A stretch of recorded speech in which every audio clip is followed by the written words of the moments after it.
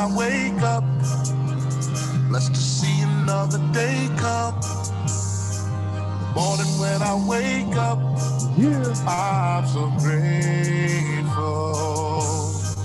The morning when I wake up, blessed to see another day come. The morning when I wake up, I'm so grateful. I can tell you all the things I've done, fights I've had, wars I've won. Yeah, for all of you that are tuned in, make sure you keep tuning in because we got Shawn Haynes in the building and we about to let him in. You heard? Because he's grateful. No sweat, I'll make it back way more than I had before. Haters watch, but let them see. They can't take what's meant for me. No, they can't take what's meant for me. No, they can't take what's meant for me. I'm so grateful. I'm so grateful.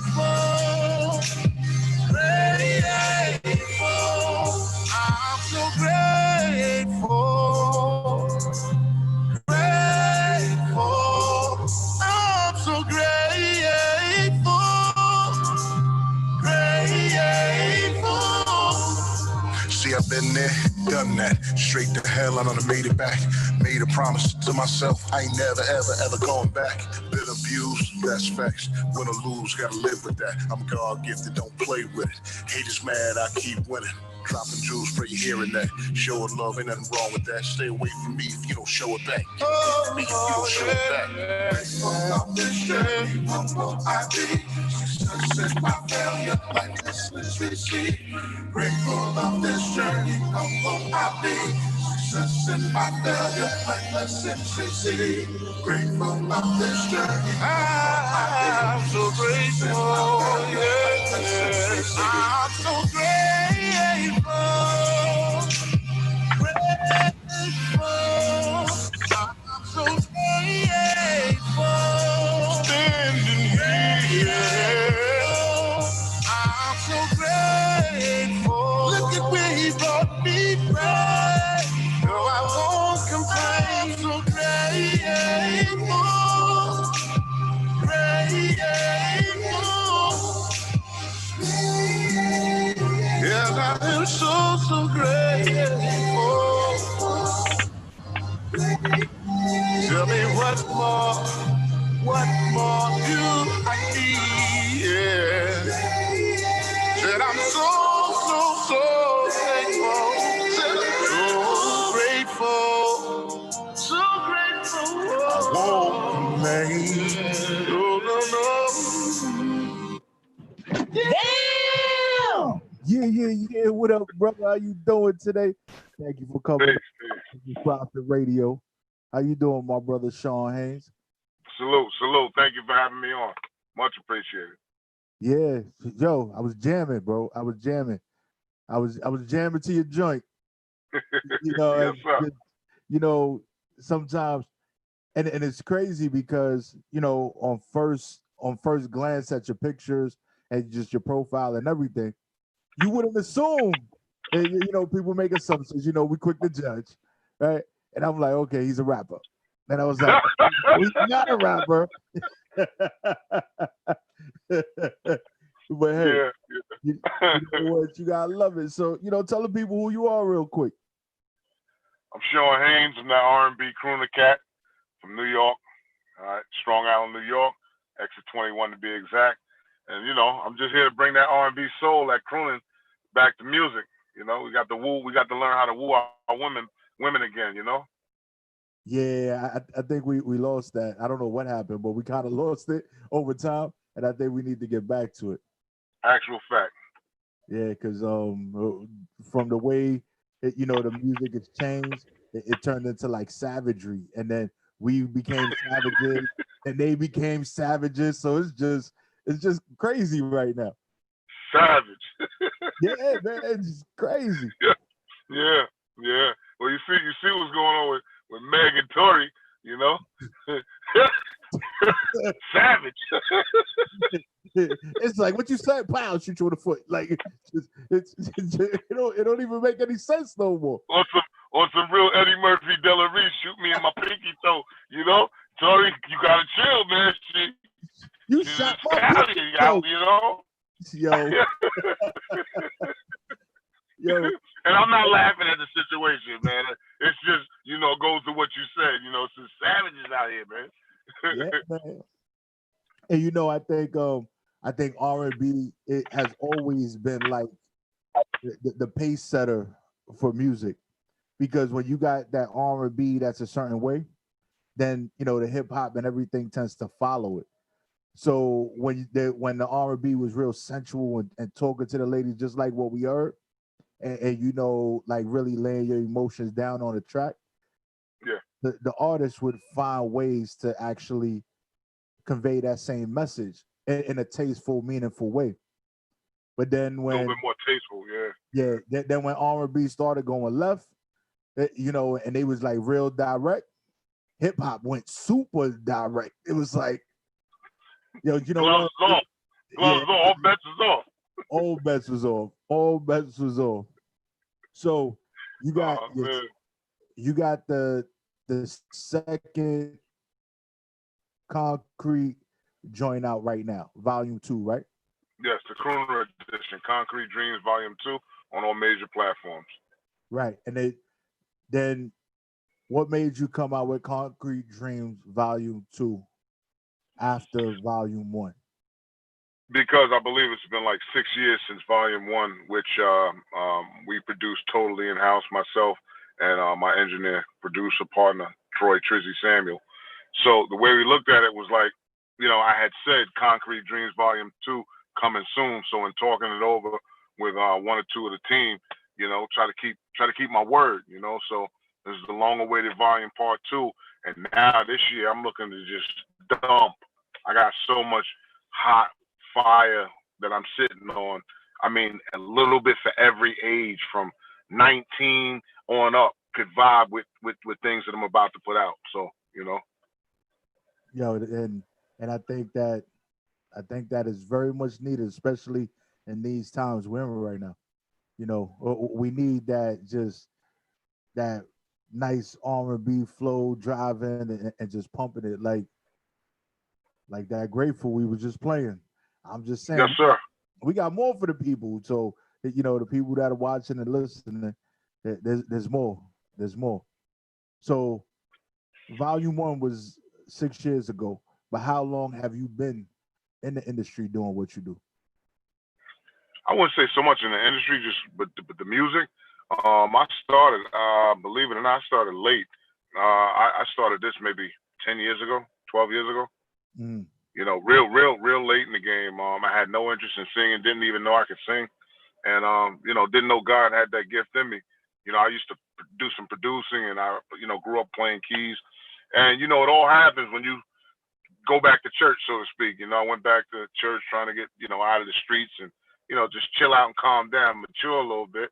And that's where I found the gifts. Didn't even know I had it, you know. So when I found it, you know, I just decided to run with it. Did a feature. I think my first feature was with P. Watts and Big Crit, you know, when Big Crit was blowing up. So, you know, that's really when I said, you know what? Let me take it seriously, you know. Yeah. So what was it that inspired you outside of all of that to just be like, you know what, this is what I'm gonna do now? Because you said you got a late start and you was trying to get out the streets, but there had to be that aha moment for you. There was that moment where you was like, you got to do something different. Um, I'm a natural born, you know, like hustling is in my blood, you know, entrepreneurship. You know, I believe in owning my own thing. So, you know, when I saw the people wanted me for the features, again, the Crit feature, then they started flying me in and out of town. I'm doing shows in different states, you know, and it was like all new to me. You know, I never, you know, never wanted to do it. But when I started seeing certain movements taking place and, you know, people's reactions, I said, you know what? Let me use the gift, you know, because a lot of times if you don't use it, you'll lose it. So I figured let me use what God gave me, you know. And definitely, he gave you a set of lungs, boy, for real. Like, Yes, sir. Thank you. That's not even a joke, not even a game. And I just think that the people that don't know or haven't heard of Shawn Haynes, y'all really need to like really look into the joint. Like you got to look into the stuff. Concrete That's a Dream, salute. Volume 2. You got to pay attention to it. You got to look for it. All streaming platforms, right? Yeah, from Apple, Tidal, Spotify, you name it, Pandora, it's on. I'm there. So how many visuals you got for that Volume 2? I was only able, thank God, because again, with this COVID and all the situation happening, throughout the country, I was only able to get one done, which was the single "Make You Proud." Got that done before Mother's Day, which is ode to all the moms out there. But the second video, was supposed to be "Love." So we're still waiting for things to kind of free up. But everything in time, man. I'm just happy to be alive, man. There's so many people that are going through so much right now. I'm not gonna complain, man. God is good. Yeah, because it's one of those things that when you look back at the situation and the way everything is right now, a lot of people have gotten affected. And I don't know, you out there on the island right now, and I'm in the city. Mm. Yeah, but like I'm in the midst of it all. Like I know on the island, you could kind of that there's ways to stay away, but here I'm blessed, yeah. In the city, you guys are getting hit, and I got family out there. BK, my kids, stuff. I had to, we had to do some maneuvering, man, and I lost some people. You know, I don't speak about too much, and I'm not the one to go on social media, with the, woe is me. But you never know what the next person is going through. But a lot of people lost a lot. I've lost a lot just in this past 6 months. So for things to slow down a little bit, and my kids are okay, and majority of the family is okay, I'm good with that. The videos will come. We'll get it there. Yeah, it's super important that. Well, first off, my condolences. Definitely want to give my condolences, and I think that we all need to really take a step back a little bit and really look at the whole situation as a whole, and not. I think there's a lot of selfishness that's going on. Oh yeah. Where it's just like me. I need to get outside. I want to do this. I need to do that. It's just one of those things. And in New York, I've noticed we have a real typical New York mentality. It's like we remember something at the time that it happens, and then we easily forget. Yeah. Because we're out there like nothing ever happened. I think that's us as Americans as a whole. But the good, the Almighty, and the universe got a real funny way of humbling people and humbling us. So in some way, you'll be humbled one way or the other. What I'm learning is, as I'm getting older, is learning how to accept the things that I can't control and knowing the wisdom to know the difference, getting the wisdom to know the difference. So again, I hope your family is safe. You know what I'm saying? I hope everything is good. And shout out to all the listeners. Everybody stay safe out there, because we definitely going through it. But I'm blessed to be able to still be in the studio making me right now. Right now, I'm in my bag, man. I'm if you like some of the joints y'all hearing now, yeah, I'm about to really, and it's all with me is the megaphone. I need to cut through. The more people know about me, the more things are picking up. And again, I'm doing it for the love, man. I'm sitting on right now. I'm putting everything from pain. Everything that I speak about is something I went through or I relate to. So mine is reality. I can only sing from the soul, Yeah, and I think that's wonderful. So you kind of answered my next question before I even asked it. But basically, you've been putting in some work during this time and really getting to it. And I think that's key in an artist that's really focused on their craft. Instead of making excuses, they utilize their time wisely to be able to elevate themselves. Yep. So I want to get into another joint of yours. I want to get into this love. So if you could do me and the listeners a big favor. I want you to introduce yourself and introduce this track for them.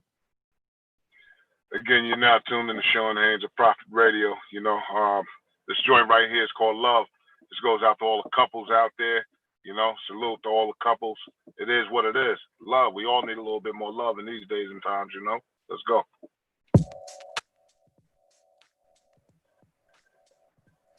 I'm in love. You made me feel that way. My heart from the first time I saw your face. Baby, I'm a fool, 'cause I just met you. But I do believe that he made you for me. Can't deny that I'm crushing on you. Taking time to admire the view. Wanna kiss your mom, hug your dad for making you. I'm just trying to chill, baby, and keep my cool. Girl, I want you bad, I want you bad, I want you bad. You're like the best thing in this world that I could have. 'Cause girl, you got me bugging. I need all of your loving. Baby, I ain't capping. The feelings coming straight from my heart. You made me feel that way from the first time I saw your face. Baby, I'm a fool, 'cause I just met you. But I do believe that he made you for me. I shoot my shot, I just can't let this moment pass. Not just another brother staring at your ass. This is so much more than sexy, you got class. I can tell the way you walk, you treasure, you're not trash. Girl, I want you bad, I want you bad, I want you bad. And that's the realest thing that I have ever said. 'Cause girl, you got me bugging. I need all of your loving. Baby, I ain't capping. Feeling deep from my heart. You made me feel that way. My heart from the first time I saw your face. Baby, I'm a fool, 'cause I just met you. But I do believe that he made you for me. I'm in love. So in love. Make me feel that way. Make me feel that way. Stole my heart from the first time I saw your face. Maybe I'm a fool for loving you. But I do believe that you were made for me.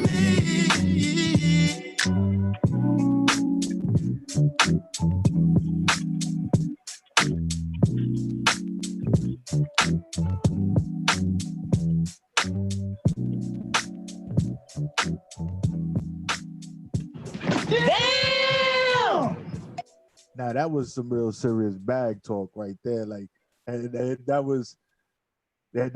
And you know what? I think that's one of those key things that we've been missing in music.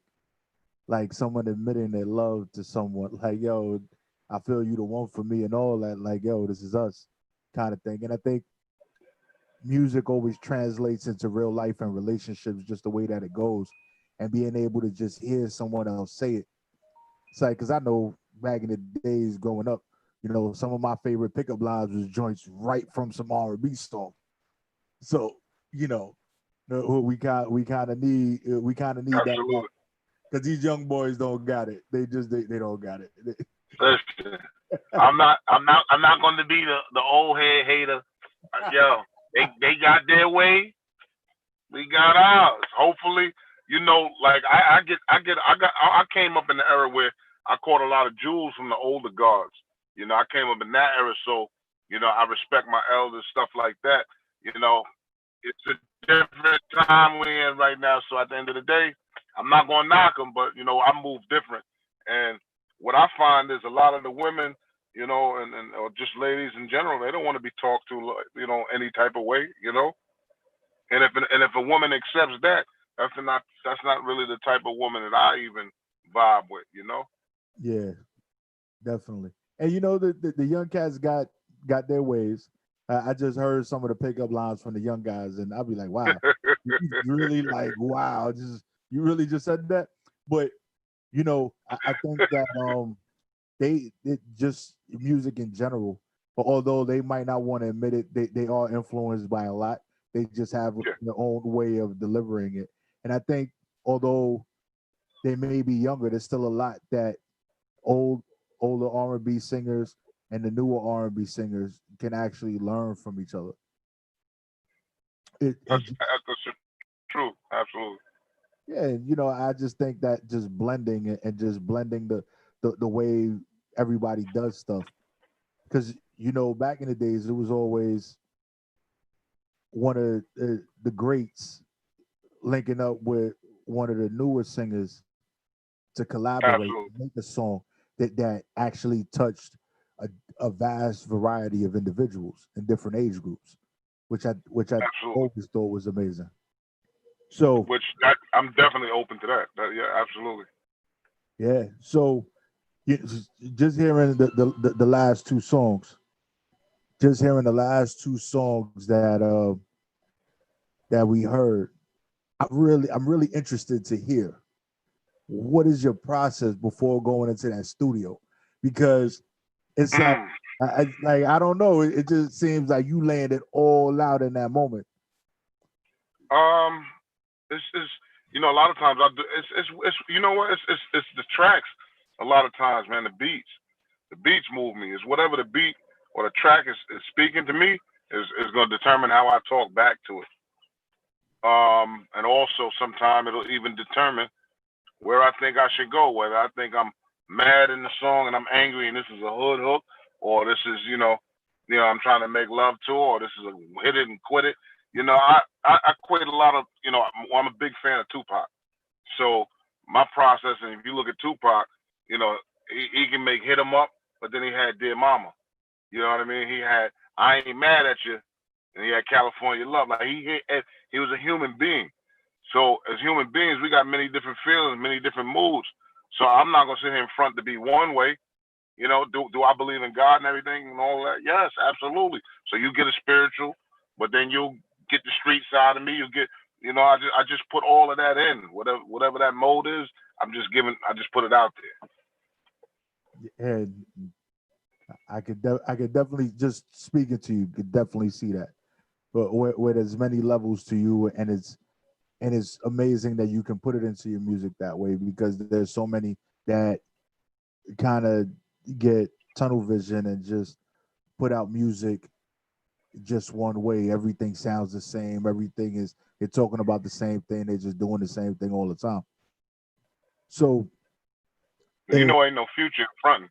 nah, no, no, no, nah. You gotta keep it 100 like all the time. It's just, and I think especially now with the way society is, and with social media and everybody wanting to get to know a person, because it's not like it was before where it was just what you saw, what they put out. It's everybody wants to get to know you. They want to know what you eat for breakfast, like what type of soap you use when you take a bath, like all that stuff to connect with you. And if they can't connect with you, then they kind of just dismiss you. They don't even look for you anymore. So You're it right. is you to be a real person when you're making music, when you're out there and you're a celebrity. Yeah, and you will be found out sooner or later. Yeah, So as you, this, you you it know, always comes out, always comes out, and it doesn't matter who you are, what you are, how much you try to hide it, how much you put out music that says the opposite of whatever you're doing. It's just yeah. gonna say boom. It's gonna be that one thing, and you're just gonna be like, damn, they found that, and it just there's nothing you can Then do. you then you disappoint people or whatever because they try to put me in a box. Don't put me in a box. When they hear me sing a song like I'm blessed or I go to church. Yeah, okay. Some of the illest gangsters I know go to church. Some of the illest gangsters I ever seen is behind the pulpit. Everybody, got their ish with them, so to speak. You know what I mean? So who am I to look at anybody and be, with the fronting, man. Keep it 100. I believe in keeping it 100, keep it 1,000, because then that way you ain't gotta hide nothing. Yeah, it's like I just want to be able to, and artists and people, I think they should be able to just put who they are out there up front and let people decide if they want to deal with it or not. You shouldn't just give the people what you think they want in order to gain following or popularity. It's like Absolutely, I think you're 100% right on that. Because someone that truly rocks with you is always going to rock with you, and if they know who you are, and I think even when it comes to relationships and music, giving somebody the opportunity to decide if they want to rock with you or not rock with you is how you build a true relationship. And with music, connecting with them is, I think that's the best way. Agreed. So if you had someone being an artist that's been around for a decade, right? You've been around for a decade. Yeah. If you wanted to pick your ideal collaboration, who would it be with? From singers present or past? Either or. So many, man. So, I'm a music head. I love good music. So many. It's not just one. I would love to do, my favorite, Sam Cooke. I would love to do a collab with Sam Cooke, Ray Charles, you know what I'm saying? Curtis Mayfield, Donny Hathaway. You pull up today, I would like to do a collab with her. You know what I mean? Ella May, Lauryn Hill.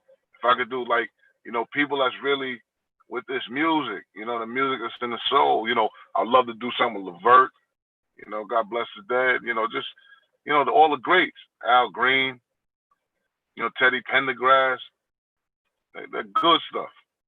Yeah, every person that you just named, definitely a legendary in my book. They got a lot of good stuff going on, and their music changed my life when I was growing up. And to this day, I could just throw it on and just feel it. Same, like take you back or just put you in a certain mood, and that's what I'm trying to do. I look to make music that's timeless, so you can listen to it today, get tired of it for a while, come back to it 10 years, like whoa, and get the same feeling you had when you first heard it. Even like Prince, Prince is one of my favorites. The one feature that I do regret that I actually didn't get was my grandfather, Charles Carter. I think I got my lungs or my pipes from him. God bless his soul. He just passed away in February. He just transcended. He was a dope gospel singer, man. He started out in South Carolina. The Mighty Clouds of Joy wanted him. He ended up singing for so many churches, and but we actually sang together a couple of times, and it was good. And he loved my work, but we never got a chance to do the actual feature. So I got to give a shout out to my grandfather, Charles Carter. Yes. May he sleep in power. Yeah, definitely. That's amazing. That you were able to share those moments with him and be able to sing with him, and a lot of times we don't get those moments.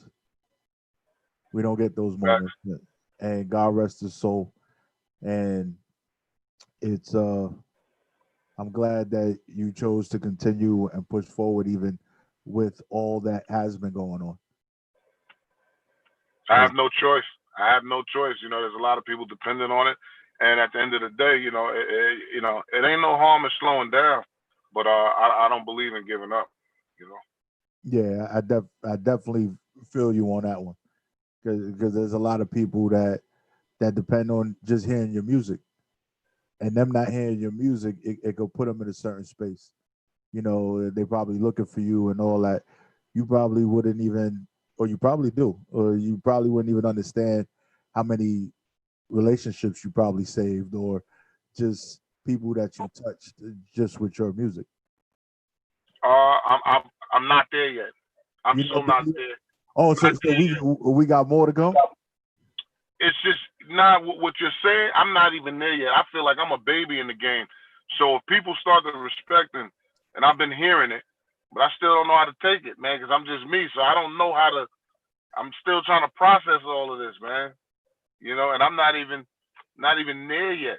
So it's like, but I thank God for the people, the responses that I get, and what you said. I appreciate that, man. I humbly appreciate that. I hope many more people get to hear, because it's not always about the money, but I do want to attack people's ear, because right now, the programming has got people's ear. It's not even so much like you said, them playing what the kids or people want to hear, but it's what's being force fed. They programming it. So once it's in your mind a few times, you hear it enough. This is what they doing, and then you push that with the drugs. It's a wrap. We out of here. So you know what's going down. It's these things are done in a way that it's designed, in my opinion. This is what they set out to do. But it's not the DJs. No longer the DJs who have the power. It's the programming directors. But that's why platforms like you guys are the independent radio stations and stuff like that, and digital stations is a must, man. We need that. We need that to cut through the machine, cut through the matrix. And that's definitely true, and that's one of the reasons why WEMS got started, because of the way the machines were controlling it, and it was certain music was being played, certain messages were being put out there, but we at one point it was like losing your voice, and there was no voice, it was just nothing, and we decided to do something about it, and that's why we're here. I salute that. Yeah, shout out to all the artists that still make the music like yourself, that you truly feel and believe and don't conform to what the machine is pushing out, just to get that check, just to get that bag or get that deal. Yeah, you're 100% right. And I think what we have now is we're more of a threat to that machine, due to the fact that we're able to push our music and do the things that we do outside of that machine. Because the normal, because in order to get a deal, you had to do the things that the machine wanted. Now but you utilize the machine to distribute your music. So you needed them to distribute your music, print CDs, tapes, and all that. So those was big dollar amounts just to get the music into stores. Yes, sir. Now it's just a couple of clicks of a button with an internet connection, and you go direct to the people. Everywhere. So what is the need for them?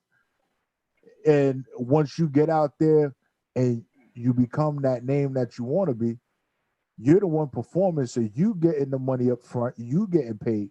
You're not going through them, and it's not being filtered. You're not paying 20 people off of that one song you just put out.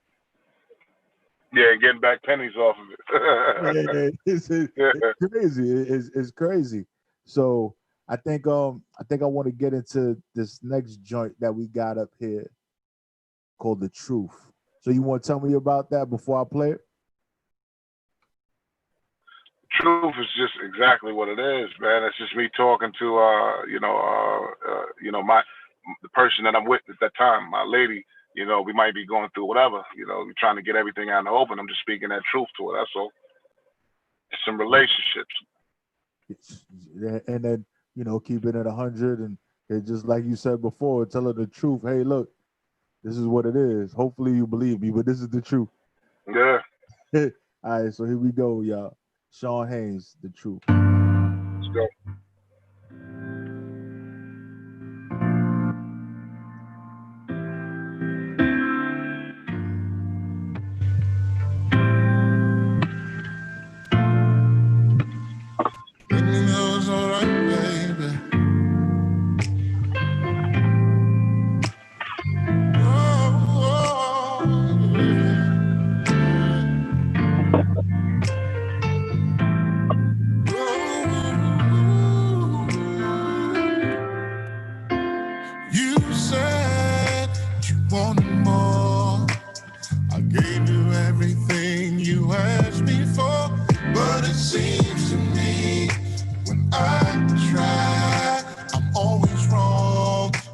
never right. And lately, things have changed. All of a sudden, you're acting strange. Why don't we talk about what's on your mind? Just arguing, such a waste of time. We leave and go our own separate ways. Do we go our own separate ways? Or do we try to work things out? Let's just find a way. These are the words I sing from my heart. It's true. Love, there's no other love I found that can compare. You, anything you need, I got, even if it breaks my back. You know you got a real man, appreciation is all I have. Maybe we should just take some time, relax our minds, communicate, baby, it'll be alright. No, it takes two, me and you. We fight for love, let's fight for us, and I won't give up, 'cause it means too much. The way I feel is all for real, and I don't wanna lose you. We leave and go our own separate ways. Where do we go from here? Or do we try to work things out? Let's just find a way. We find a way. These are the words that sing from my heart. It's true. 'Cause no other love I found that can compare.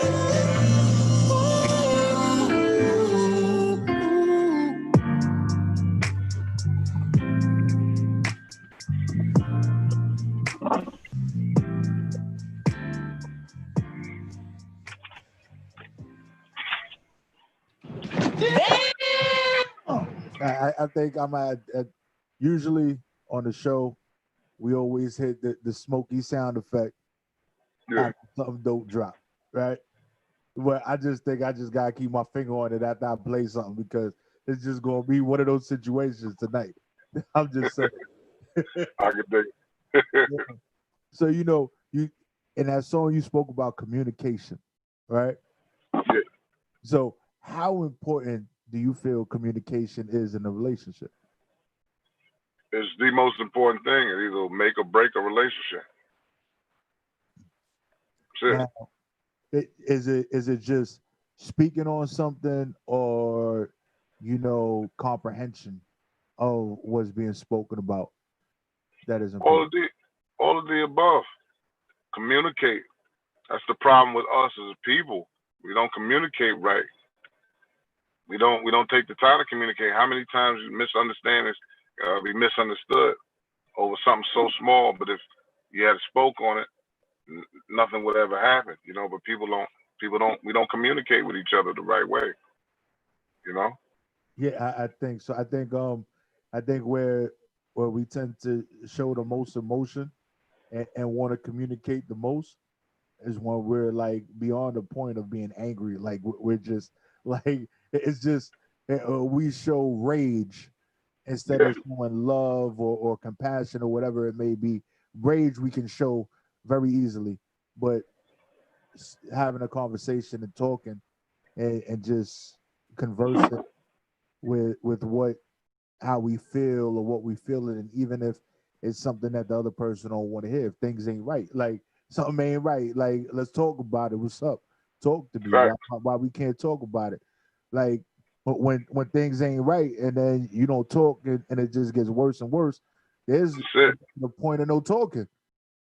It's like, yo, I'm gonna do me, you do you. To hell with all this. Like it just and it gets crazy, and we tend to repeat that a lot. And I think that Yeah. your music, people need to just listen to Shawn Haynes. That's it. Like I don't even know what else to tell you because right now I'm vibing. Like all these things, all the songs we got two more that are left, right? If I'm not mistaken, we got two more that are on the project. We got I'm at 2% on Oh, yeah. Oh, man. Oh. They caught me out there. I'm just sitting there. I'm enjoying it. I'm at one now. I'm like, oh, man. Man, my brother, but you know what? We still gonna be here. So before you die, I want you to tell the people. I want you to tell the people how they can follow you and right. get your music. Yo, number one, shout out to WEMS Radio. You already know what it is. It's your boy Shawn Haynes, that R&B crooner from New York. Go out and get that Concrete Dreams Volume 2, the crooner edition. It's on Tidal, Spotify, Apple, Pandora, you name it. All right, my G. I'm gonna continue playing your joints. Yeah. So you already know who it is. It's your boy Prophet Pete.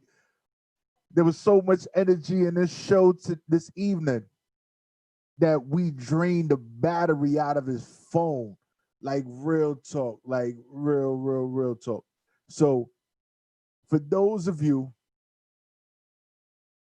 that don't really know about real R&B, y'all really need to take the time out to listen to some Shawn Haynes. And I got another track called Make Me Proud. So y'all tell me if y'all enjoy this real quick. All right?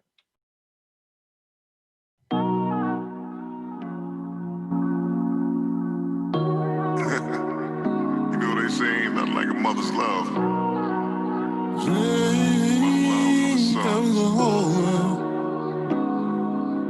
rolling down. I'll give a kiss for all the mothers out there. Doing the best they can. I'm with you today. My mama make you proud.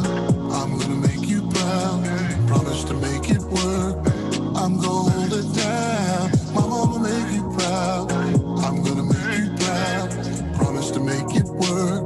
I'm gonna hold it down. My mama make you proud. I'm gonna make you proud. Promise to make it work. I'm gonna hold it down. My mama make you proud. I'm gonna make you proud. Promise to make it work. I'm gonna hold it down. You used to be in the stand, steady looking on, watching my games. Had to be the first fan of mine, calling out, he's screaming my name. Remember when they brought me out, courtroom, all eyes on me. I can't forget the tears in your eyes when you seen them shackles on me. I've been gone long and look at all the shit that I've been through. Mama, I'm back now, we got a whole lot of catching up to do. Ain't tripping on the past no more, living every day like my last. I reflect on the life I live and ain't got no regrets. I thank the Lord, cause ain't nothing like a mother's love. Mama, I'ma hold you down, I promise that's my word. I thank the Lord, cause ain't nothing like a mother's love. Mama, I'ma hold you down, I promise that's my word. Mama, I'ma make you proud. I'm gonna make you proud. Promise to make it work. I'm gonna hold it down. Mama, I'ma make you proud. I'm gonna make you proud. Promise to make it work. I'm gonna hold it down. Mama, I'ma make you proud. I'm gonna make you proud. Promise to make it work. I'm gonna hold it down. Mama, I'ma make you proud. I'm gonna make you proud. Promise to make it work. I'm gonna hold it down. Always saw me in the window. Don't ever start something that you can't finish. I'm gonna get it, I'm gonna get it. Lord, I'll call you back and say you look mine, and I'ma make you proud of me. Just smile for me. A whole lot of things gonna change. Wanna get you that house on the hill and see you pulling up in that range. Holding on to the dreams I had as a young boy growing up. Can't wait to see a smile on your face when you see a boy blowing up. And even when we don't see eye to eye, I know you want the best for me inside. I thank the Lord, cause ain't nothing like a mother's love. Mama, I'ma hold you down, I promise that's my word.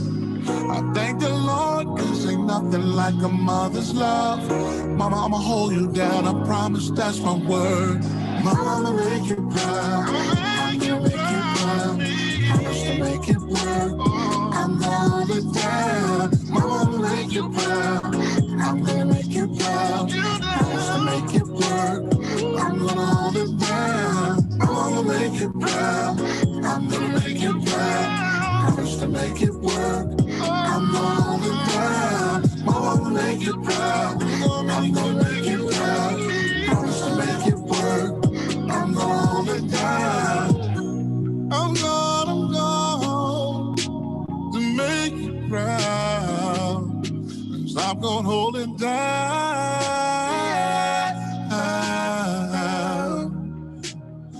I'ma make you proud. Yeah, Shawn Haynes, I'ma make you proud.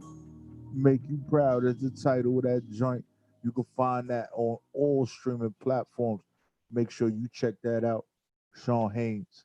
And then we got this last joint from Shawn Haynes off that new project, Concrete Dreams Volume 2. Make sure you check out Volume 1 if you vibing with 2. Check it out. You can find them all streaming platforms. Here we go. Shawn Haynes. I'll wait.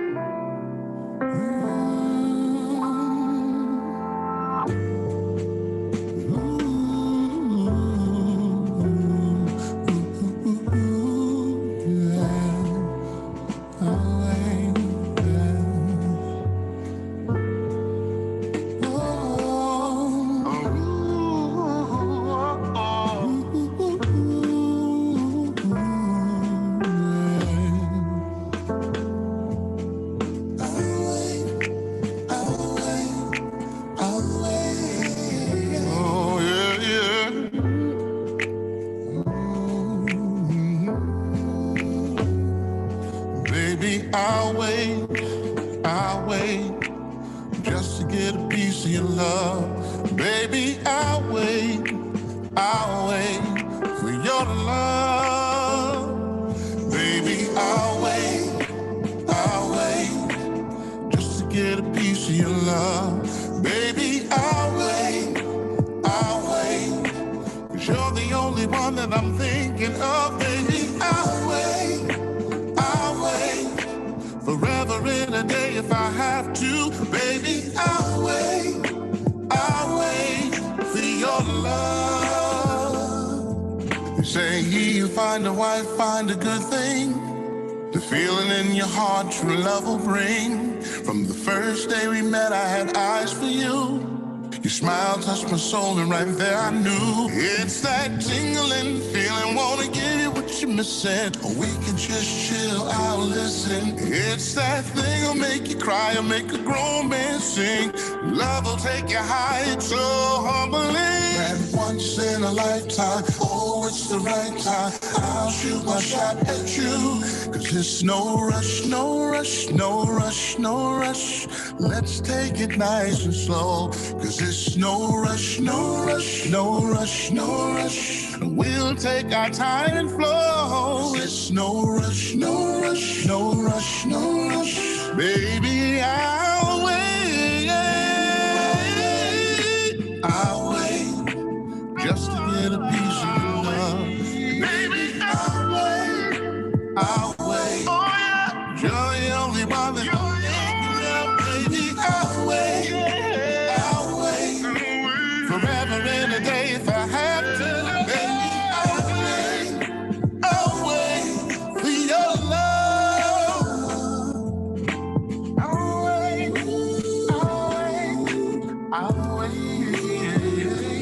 baby, I'll wait.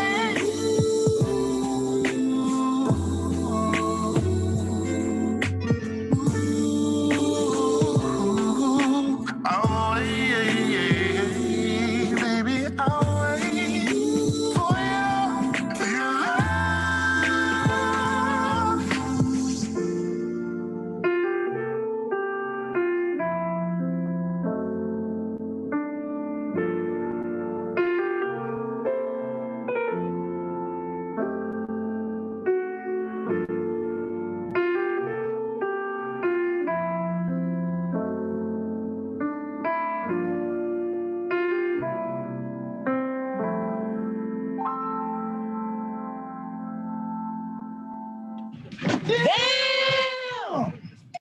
Yeah, my people, we back. And you already know it's your boy, Prophet Pete. And that was Shawn Haynes doing what he do and doing it well. And I want to thank him again for being a guest on the show. Definitely appreciate the vibe. Definitely appreciate the music for real. Something that would touch everyone's soul and actually be something that can help change your mood is in these times where we can easily get lost with a lot of what's going on. So let's make sure that we support Shawn Haynes. Look for him on Instagram, look for him on all social media platforms. Make sure you look for that Concrete Jungle Volume 2. And just support good music, my people. It's very, very, very important that we support good music. So shout out to Shawn Haynes for blessing the stage tonight, blessing the radio for us. So while we take this quick break, when we come back, we got Big Sleeps in the building. If you don't know who Big Sleep is, you gonna find out. And you're gonna be like, oh, that's Big Sleeps. Like, yeah. So we got a celebrity coming through in a few minutes. It's gonna be on and popping, y'all. Here we go, Prophet Radio Special Edition, Friday. You heard? You are tuned into WEMS Radio, where we are bringing life back to the industry.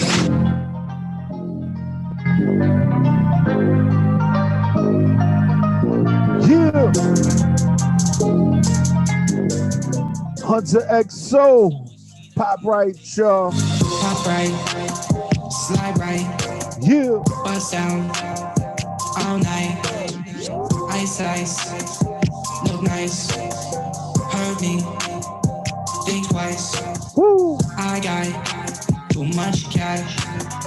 Fuck that, bitch, I'm running lives.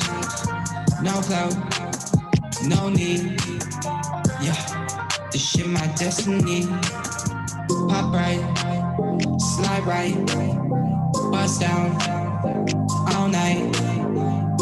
Ice, look nice. Hurt me, think twice. I got too much cash. Fucked up, bitch, I'm running lives. No clout, no need. Yeah, this shit my destiny. Yeah. Pop right, you like that? She got that booty, made me go mad. Woo. Lock tight, never had a love like you. Happen so fast. Pop right, slide right, bust down all night. Ice, look nice. Hurt me, think twice. I got too much cash. Fuck that, bitch, I'm running lives. No clout, no need. Yeah, this shit my destiny. You look so fine. I'ma smoke a cigarette if you don't mind. Hold me, baby, one time. So eyes, look at the sunshine. Pop right, side right, bust down all night. Ice, look nice. Hurt me, think twice. Yeah. Yeah. Hunter XO, y'all. Make sure you check that joint out. Next up, we got my man, the real symbol with How I Move, y'all. Let's get this real music. Turn me up in the headphones. She like how I move. She said, whoa. Shake my shoulders, then I walk. Ay, do my dance, then I walk. Stay Gucci down to my toes. She said, can I have your heart? Baby, no. Heard he talking, load the clip, let it blow. Boom, boom, boom. GGG. Yeah, my shooters trying to go. Got that work, you can get it for the low. I just don't know why they mad. Probably heard I got a bag. No Uber Black, did 100 in the Jag. Hit the club, throw 100, now she glad. She don't want kissing the yard. She rather Versace and Fendi. Look like I got me a body, all red in the belly. Man, I got God on my side. That one, no, you can't tell me. Why do I walk with a lip? Nigga, my pocket is heavy. Hey, lot of people talking on me. Let them talk. But these niggas do not know me. They don't know me. Hey, I shoot my shot till it's empty. I got the game in a frenzy. Got money now, niggas is friendly. Hey, she like how I move. She said, whoa. Hey, shake my shoulders, then I walk. Hey, do my dance, then I walk. Do my dance. Hey, Gucci down to my toes. To my toes. She like how I move. She said, whoa. Hey, shake my shoulders, then I walk. Hey, do my dance, then I walk. Hey, straight Gucci down to my toes. Shout to the Henny, I'm feeling it. Give me a bag and I'm flipping it. Give me a milli, I triple it. Buy me like Kish, I triple it. Man, I'm fly, then I'm birdie. Millie Rock stay sturdy. I remember being broke. A lot of bitches used to curry me. Now they try to say I'm up next. Nah, baby, I'm right now. A lot of shit was going left then. You can say I'm all right now. Stay down with my day ones. Help me down to my day come. If you and I ain't friends, please don't come around the edge. Hey, a lot of people talking on me. Let them talk. But these niggas do not know me. They don't know me. I shoot my shot till it's empty. Yeah. Yo, it's the moment y'all been waiting for. I'm just saying. Like, yo, how hey, yo, it's Big Sleeps in the building. Like, what's poppin'? Oh my God, yo. Like, what's up, my guy? Like, you got a lot going on, my brother. Yo, you know, the timing was perfect, you know what I mean? And I feel blessed, you know what I mean? And it's always good. People always say that it's like, you know, when you're busy, it's not a bad thing, right? So yeah, you know, run with it. I've seen you in so many things, and just like it's an honor to definitely be here and being able to speak to you this evening. Yo, come on, remember you doing your thing though, B. Like, you know, it's not like you somebody under a rock.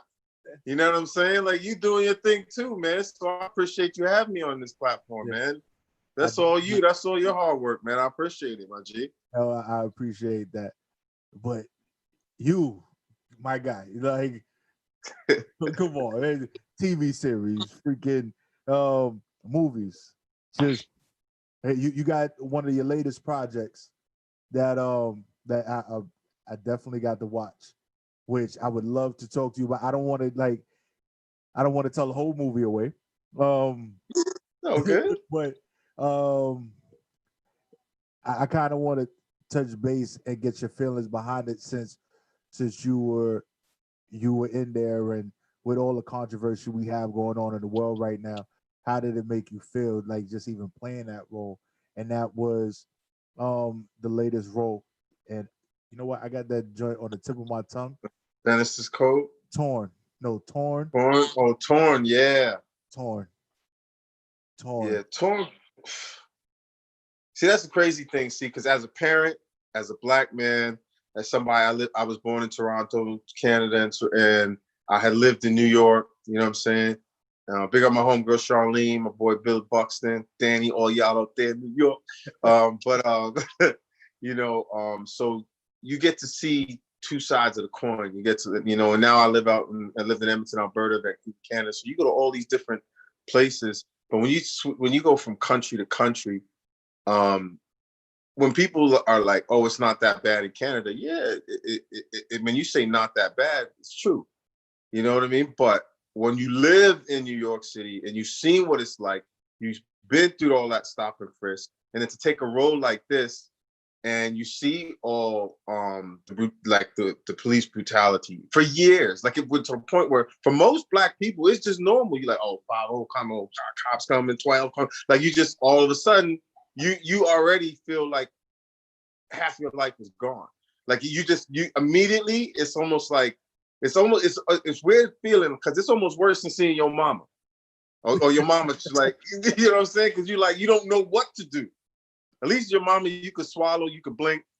You know, mama, I'm sorry, and I'm gonna just tell you don't have those options when it comes to something like this. So this movie basically was something where obviously having children, being somebody who's dealt with what many Black people deal with from law enforcement, systematic racism is just another level of the nonsense.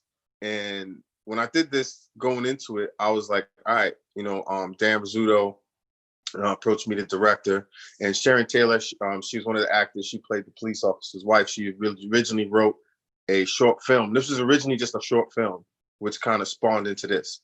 So Dexter Bell and I, Dan was willing to kind of give it to us. We smoothed things around, and we had all the other cast with Sam, and it was just crazy.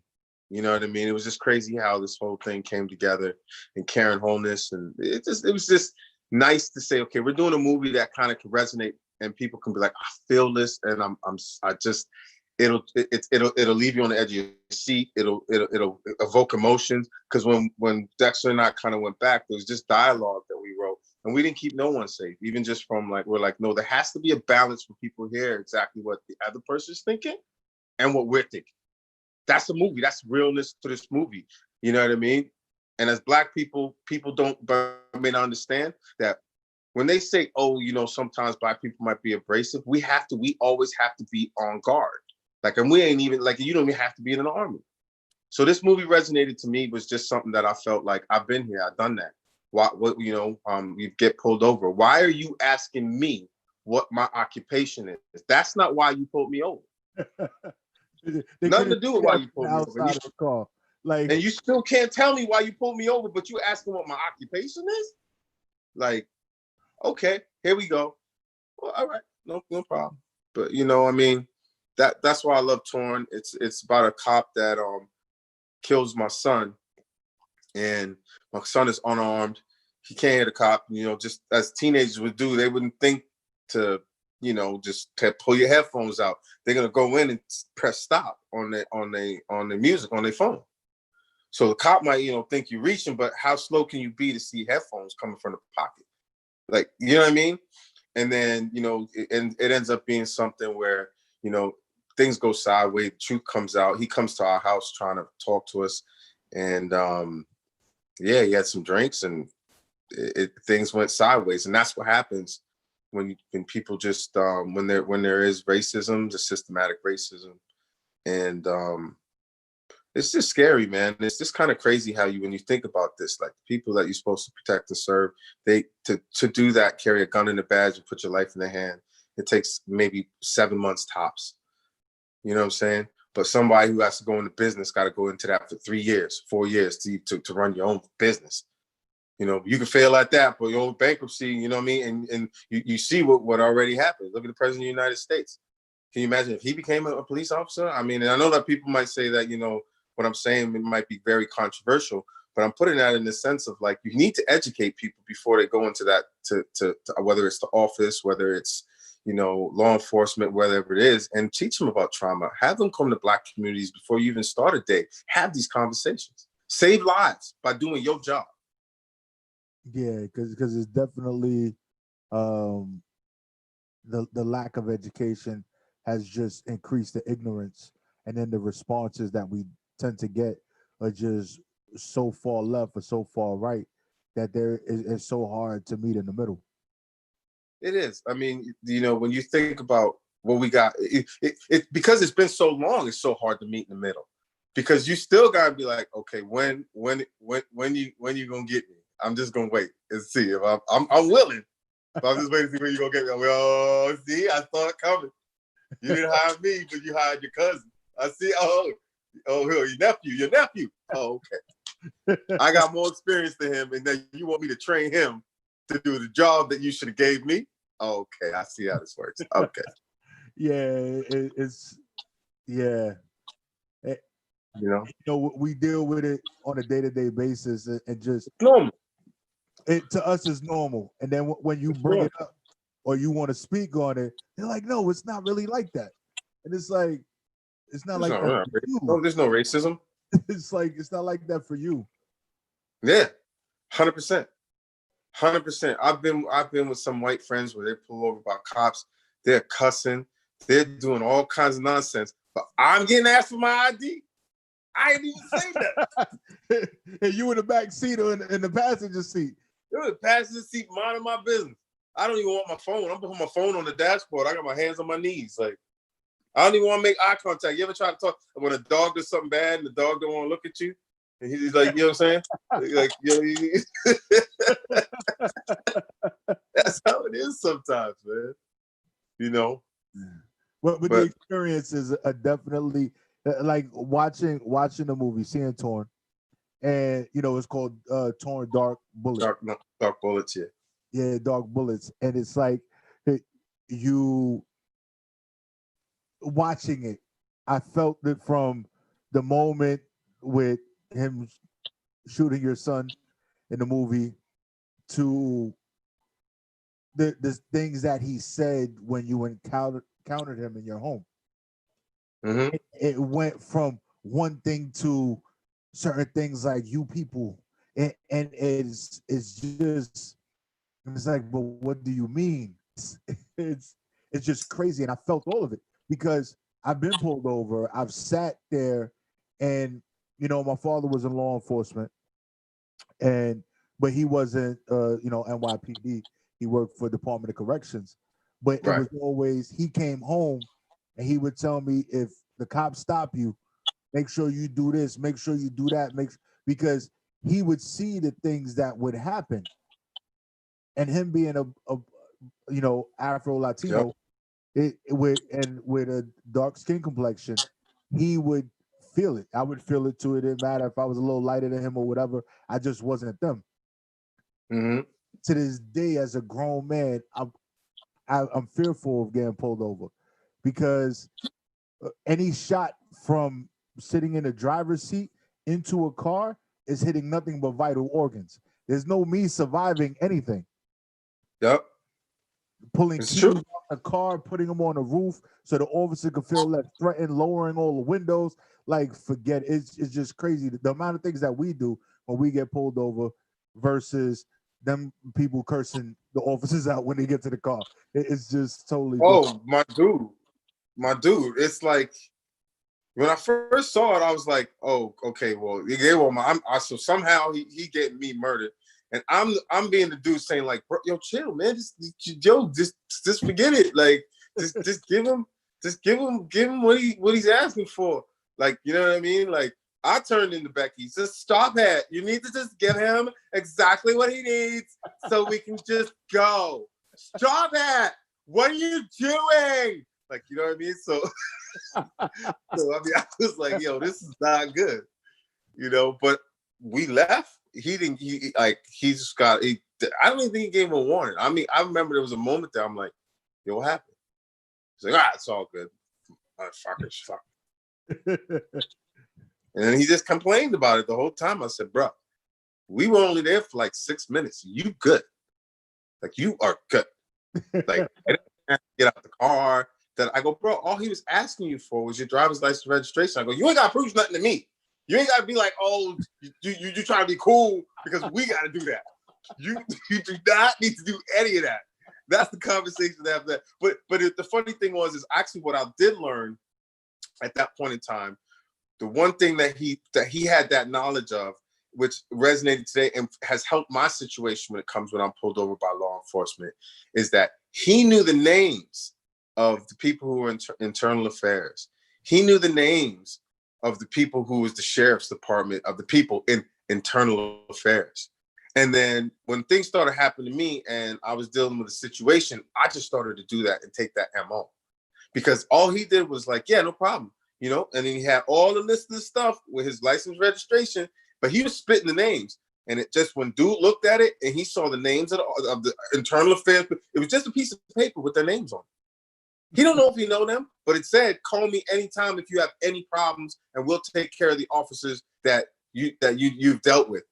And homie read it. And for the first time in my life, I saw an officer do the dry mouth, like swallow, like.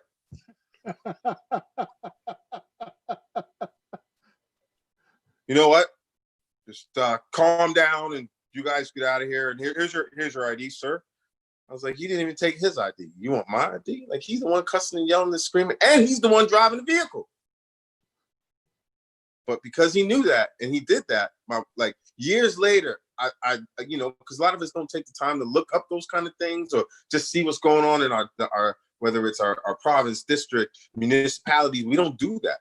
And if you really think about it, they really don't know if you know them because they ain't trying to hang out with that dude either. Because it's like you hanging out with a snitch. Right.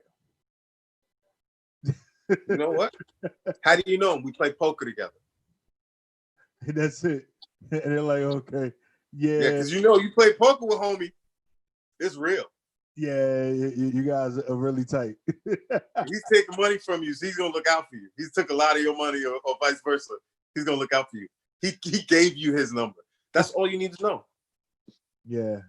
And I do that now, but bro, I mean, I'm like I was trying to beat homie's record 6 minutes. I was trying to beat. I was trying to be on some Dougie Fresh Slick Rick. You know, 6 minutes, 6 minutes, big 6 minutes, big sleeps, you gone. Like, you know what I mean? You about to drop that remix? Bro, you know what I mean? I was ready, bro.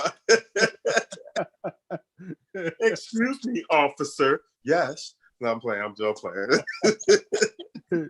So, with everything that you've done in your career, right? I know that there are those moments that you had those like, oh my goodness, is this really happening moments? And what were some of those? Well, a couple of them was the very first time was when I did the series True Justice with Steven Seagal. True story. So I went in and I was working on it. I was working on Reaper with Rick Gonzalez. That's when I first met Rick, and Rick's the homie. But I first met Rick, and I was a PA at that time, trying to get into the acting world and just trying to keep doing my thing. And I went to the props people. I was like, "Yo, man, can I borrow one of those badges for cop badges you got? Can't get a cop badge. I got the holster. Got, you know what I mean? Went out and bought my H&M, and bought my little like vest and like, you know, looked like a detective because I was going for detective, you know. So I got out and then I bought those white boy shoes where you got the ones that cut off at the ankle and they leather and they get pointy at the tip. You know what I'm saying? Like, because you can't go wearing Timbs. You gotta look like a character that you can get the role on TV. We're like, yeah, he's not threatening. We can keep him at least 6 episodes and we'll go from there. So I was like, all right, we're gonna go do the audition. I got the audition and I got a callback. So the callback was in Steven Seagal's like hotel room. So I'm like, okay, cool. But the thing is the day that I did the audition, I went to go see a homie on the beach, and I live in Vancouver, British Columbia, and y'all know why Snoop likes coming here, right? Me and my boy, we was out there, we was kind of celebrating. I was like, yo, I murdered it, son. Yo. So we're out there, and then they was like, yeah, so Steven wants to meet you, he wants you to come to the hotel. And yeah, and I'm like, so what do you so just come as I am. Like, no, just, you know what? Where were you in the audition? And at that point in time, I was only out in those clothes for 3 hours. So, you know, you kind of like, hey, the neck ain't dirty, you know, ring around the collar, I'm gonna hang this up, hang this jacket up. I'm probably gonna try to drop this off at the thrift store, blah, blah, blah. So I'll put the clothes back on. So y'all seen Steven in that show where he's like an honorary sheriff or whatever, you know what I'm saying? So his dog, there was a dog. When I rolled in the room, the dog was there. Dog came over sniffing to me, and I was like, oh, snap, Steven, like he's like that. This dog might be one of those drug sniffing dogs. And I got, oh, man, he's gonna ruin my whole thing. He ain't gonna, oh, man, this dog, man. So I sit down, and this dog keep coming by me. But if you could see my foot, like every time the dog come by me, I'm trying to be like, yo, B, just, yo, bounce, like my foot. Because, you know, the table thing is over there. So everybody's sitting around, but I'm trying to make it seem like I'm rolling my ankle. I just don't want this dog to come near me. So I swear to God, I ain't not even lying. That's what happened. So then next thing you know, Steven comes in, he sits down, he's like, yeah, how you doing? So yeah, I'm pretty good, man. So yeah, you did a good job, man. Did a real good job on the audition. I like what I see. So tell me why you want this role. I'm like, yo, I'm Big Sleeves, baby. How you can not have me in this role, bro? You know what I'm saying? But I it was more of one of those things where I'm like, if I could kind of give my own personality, talk to him personally, and be personable with him, you know what I'm saying? So sorry about that. My bad. No like where I could be personable with him, I was just like, you know, I go, to be honest with you, you know what, this is a big opportunity for me. You know what I mean? It's like, you're somebody who would give me a chance to be in the top 4 of the crew. Like, I mean, on the crew list as an actor, you give me a great opportunity. I go, it's something that I could definitely learn from. And you know what? I go, if you saw my audition, I did that with like a day and a half notice to do this. I go, you imagine if I got the whole script, I'm gonna do that. And I go, I can learn from you. And he went, yeah, okay. So then the dog comes and starts sniffing my leg. And this dude, like, the dog comes and sits down, like, you know, came over and like and sat down. I'm like, oh, he just told Steven I smoke weed. Oh my God. Weed. Oh man, I ain't getting this role. Oh man, this is my chance. And then so anyways, we could speed, I leave.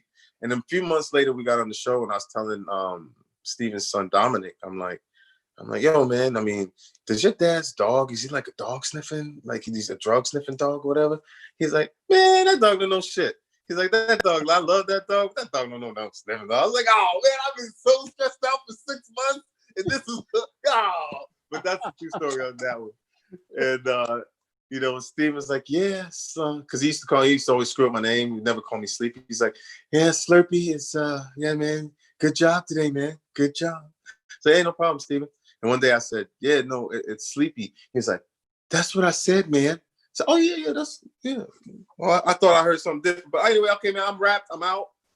Thanks for the love, Steven. And then, you know, but I mean, there was so many blessings, man. I mean, I've been blessed to do things with the Workaholics and Seth Rogen. And, you know, that camp has shown me love on 4 projects with Seth Rogen.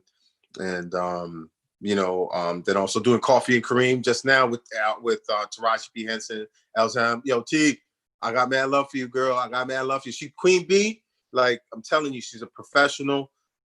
Also with King Batch, Rico Lee, Terrence Little Garden High. He played Kareem in the movie. You know, Ed Helms is like he's just one of the coolest dudes.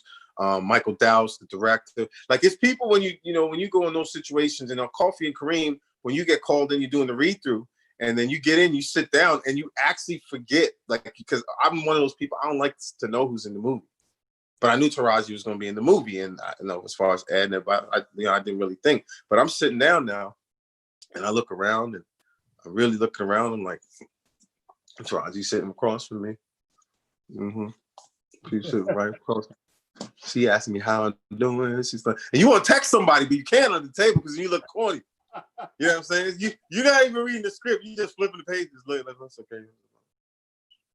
You ain't even reading your lines. You just trying to look at the thing, like, okay, you know, and no, I'm just being 100. And then it hits you, and it goes, you order, like 5 minutes later, it hit me, and it was like, I looked around, and I'm like, wow, this is actually a real blessing. I'm not in here with anybody who's got ego problems. Nobody in here just needs to be the freaking loudmouth. Nobody in here just needs the center of attention.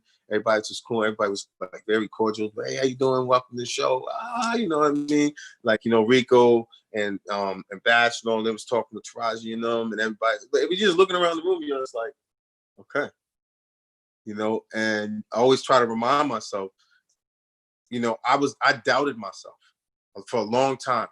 Insecurity. And I hate using that word, but I love using it because it evokes an emotion that I don't even want to hear that word again. But it was insecurity on thinking that I couldn't do something. And when I kind of was like, well, you know what? You got to learn. So you're not gonna be perfect every time. You got to keep pushing and learning and talking to people, and then you watching people. So I used to be a PA. So when I started, I want to become a TAD, like this training assistant director, kind of give everybody their walkies here in Canada, because I was like, I can't go to acting classes. How do I figure this out? So you got to think smarter. So I started really thinking smarter, and I was like, oh, if I'm a TAD, I could be with the actors, but then I could look at the sides in the morning. So I used to run the sides. I used to really just try to run the lines in the morning, or I'd take them the night before and I'd run the lines, and I'd come in and I'd be like, oh, okay, such an actor's here. Why are they paying him this much money to do this? And I would watch, and I would look at my choices, and I look at his choices, and I was like, oh, that's why he getting $5 million. Okay. Right, but you gotta learn. You gotta think to yourself and understand. You're gonna learn every day. If you got the Pacinos and the Denzels, and you got so many like great actors and actresses still going to classes and still working with acting coaches, no matter what, with movies and stuff. They've been doing it. why? But I'm gonna roll up in there with my chest like, oh, you know what I'm saying? I'm interested in the movie Taraji. Nah, I pull old scripts. I pull old auditions, and I'll run them again. And sometimes I'll just remember them once I start reading it, and I'll pull them. But I'll remember the choices that I made after watching it, going like, I could have did that. But I don't do it as something to chastise myself about. I do it as something to go, ooh, I'm gonna get him next time. Okay, I got it. But that emotion, I don't take it negative. So that's there's so many. I mean, I can't even say, but those are the two most memorable right now. And then also doing Torn, you know, because of the powerful impact of that movie that it has. We won four film festivals already. We've been invited to 70 plus, and we took best movie, and one got best director. That was Venice, Florence, the Hollywood Film Festival, and the New York Film Festival. So we ain't mad right now. Blessings, you know what I mean? Yeah, So, it's like it's definitely it's crazy. It's just the stories. I wish I could have been the fly on the wall. And all bro, I just brought you with me. This is my assistant. He needs to hold my water. So yeah. Anyway, yeah, go ahead. Well, you can pull that kind of nonsense in Hollywood. Okay. People like, he holds your water. All right, can we get him a VIP pass? Let's get him a wristband, guys. Get him a wristband, guys. Let's go. All right. Sorry about that. So when it comes to doing movies or TV series, what would be your preference? I'd say both, but if you talk about the getting paid department, you know, an episode is 8 days or 8 to 9, sometimes 7 to 9 days. So you know, every 9 days, hey, yo, where my money at? So maybe call my agent. Like you don't have to think about that. You know what I mean? On a movie, they have a certain budget for your characters, so you get your money for you get through that week or whatever your days were. But you know, sometimes when you're in, you know, with in certain amount of certain actors, you get paid a certain amount of money every time you're on set per day. Doesn't change. You might get overtime because they kept you too long, but 9 out of 10 times they don't want to keep you too long because they're already paying you that money. Right? So, but I like TV series because you know with then you could also grow, and you've got so many more new people you get to kind of experience the ride with, and you know you got guest stars, recurring characters, stuff like that. And I'm one of those people. I'm a people person. I mean, I look at it as we just got a job that people for some reason think is mad glamorous, and they don't know how long it takes. Like for real, sometimes people like, oh my God, it must be amazing that what you're doing. And no. No. The only part is amazing that you just bought me a drink. That's it. Real talk. Like it's hard. Like you're getting up at all kind of crazy hours. Sometimes you're getting home on a Saturday morning at like 7 o'clock. Kids waking up and you just walking in talking about, hey man, I'm tired. Wifey talking about she want to go to Costco at 3, and you're like, what 3? Like 3? That's like 4 in the morning to the average person. I'm going to bed. Like so you getting. So you ain't coming. Nah, I'm gonna come. Just let me let me just take a quick shower and then get to bed. But I'm gonna set my alarm like 20 minutes before. So make a coffee, and then we go. And, you know, like, but people forget like there's sacrifice to this game. You know what I'm saying? Because when you're putting in 12, 13, sometimes 15 hours a day, you do that 4 or 5 times a week, like a day per week for like 6, 8, 9 months. You tell me if your girl gonna be happy about that. She gonna be very upset. So I wanted to play a trailer real quick. Okay. It's a little 2-minute trailer of Torn because you know we spoke about it. We spoke about it, but I definitely want to let the people see what we got going on over here.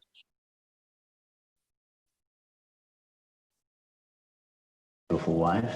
You got home late? Yeah, another robbery. I crashed on the couch. I don't want to wake you.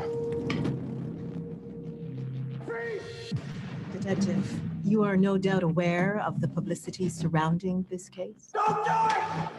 It's the board's decision. He'd be placed on paid psychiatric leave for 6 months. No, I've been acquitted of all charges.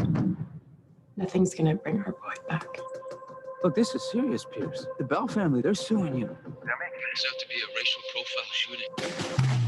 I didn't do anything wrong. I go from being a respected public servant to being the media's news story of the week. I'm just worried about Jason. He's been drinking again. Mrs. Bell?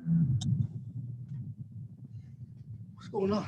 What the hell's he doing here? I was just here to set things right. Set things right. Are you sure everything's all right? You took everything from us. You stole our son. I was just doing my job. You could have turned this into something it didn't need to be. I won't go down for this. You come into our home to what? Tie up loose ends? I want to display. Explain what? How you set up our son and killed him in cold blood? He had a gun. You're a murderer and racist, man. This has nothing to do with race. It has everything to do with race. See you on the streets. You have no idea what it's like out there. All anyone hears is white cop. I didn't have a choice, and I was guilty before I even pulled the friggin' trigger. Why? Come on! Come on! Don't be stupid, kid. No! I will burn this house down if I have to. I messed up. Oh, I'm about to see that in a minute, bro. That's mad intense. I didn't see that. Isn't it? It's so like, I forgot.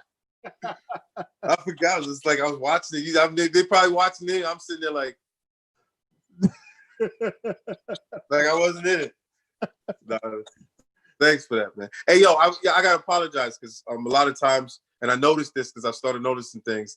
Is I talk a lot, and I'll give you I don't do the short version when I'm comfortable. So thank you for making me feel comfortable, but I apologize. Yo, tell me, cut this, be like, hey, so Sleeps. Good. No, I definitely appreciate you being open and feeling comfortable. Like one thing I do with the show and what we try to do here at WEMS Radio is make people feel comfortable, not where we're having an interview where we're actually building a bond and a relationship and like, yo, hey, what's going on? Yo, how was that coffee this morning? Because I had it and it was horrible. Like, let's talk about it. That type of thing. Yeah. And that's the way I see it. And I had to say that. I was like, you know what? I'm like, damn. I mean, well, we kind of been going for a minute. And I like this vibe. And I was like, oh. It's cool, definitely cool. But like I said, it's one of those things where there's so much from me just listening to you speak, so many things that I'm learning just about what you've done and how you got to where you are in those things. So for me, this is also a learning experience because there's places that I want to be in, places that I want to go, and being able to speak to an individual with your type of resume is like, holla.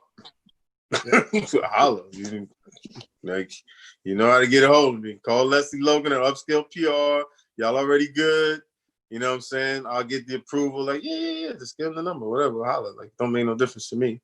You know what I mean? Because if you got, like, I also do radio too. And I do a radio show, Hollywood North Radio on Instagram. Hollywood Radio, right?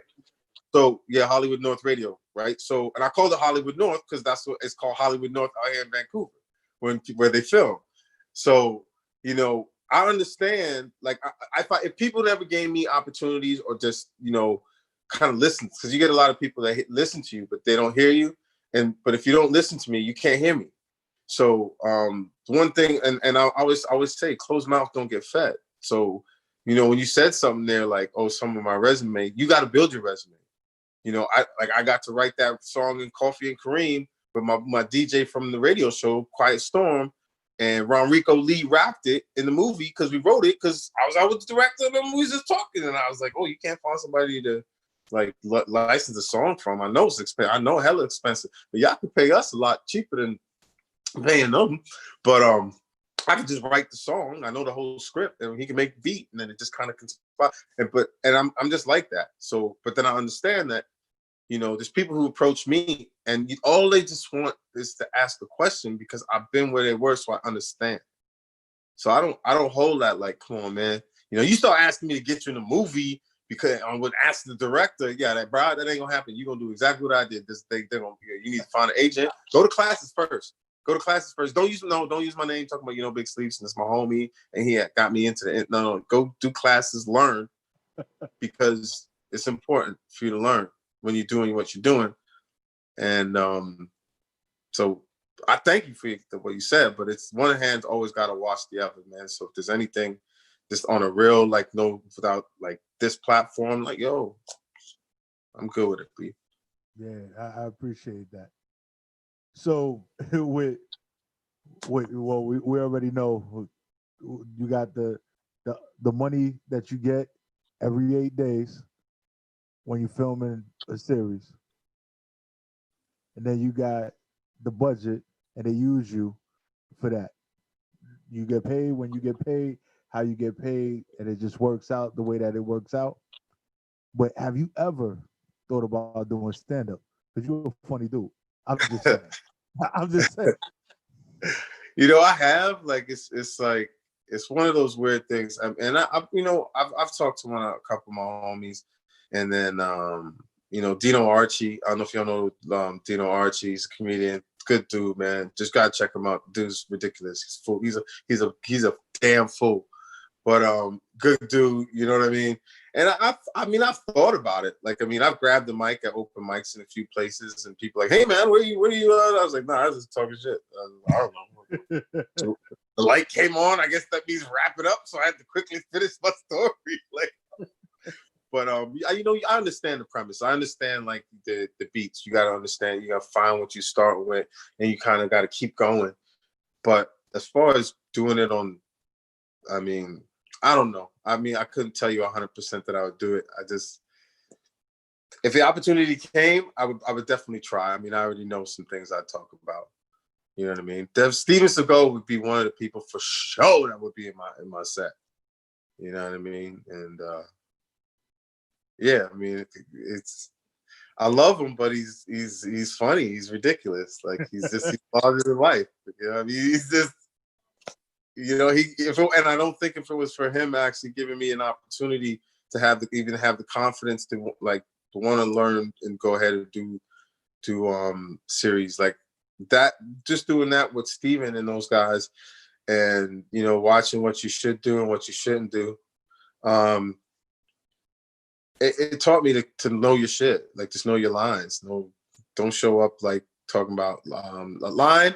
And it happens because sometimes you got 8-9 pages of dialogue to try to remember for the day. But I'm the type of person where I would learn 14 dialogue.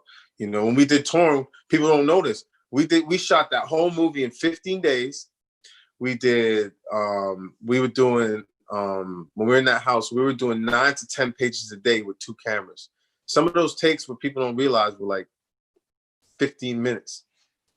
15-minute takes. And trust me when I tell you, there's 9 minutes of 9-10 pages. And some of them we would just get through all of them, and then we'd be like, and cut. And be like, okay, well, I guess we're gonna do that again. We're gonna put the cameras on. But when you do that, there's so much, you know, from all the angles you do.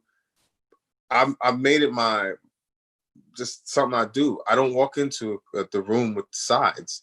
If you feel that you're one of those people that needs somebody to walk in with the sides, my motto is, I can't walk on set with sides.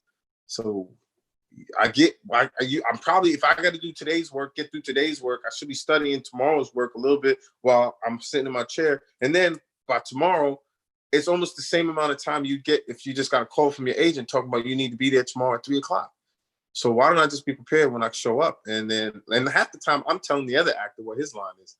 Hey, no, man, you're supposed to ask me why I was even looking at there in the first place. It's happened. And I had directors sometimes, I won't say which two the actors were when that happened too. The director came over to me and was just like, hey, man, thanks for that. I was like, thanks for what? He goes, for the first time, I have these two going outside, running lines and not wasting mine and the crew's time. And I was like, what do you mean? And we're talking about, this is close to the end of the season. Like, we're close to the end of the season. And he's like, I don't know. He goes, I don't know if it was an embarrassing thing or whatever, But for the very first time, somebody was actually telling them their lines and what they're supposed to say. And I was like, that's not what I was trying to do. I'm not. But he said, no. He goes, but that reminds them when they were hungry. Oh. And I said, how do you know that? He goes, you're mic'd. I was like, okay.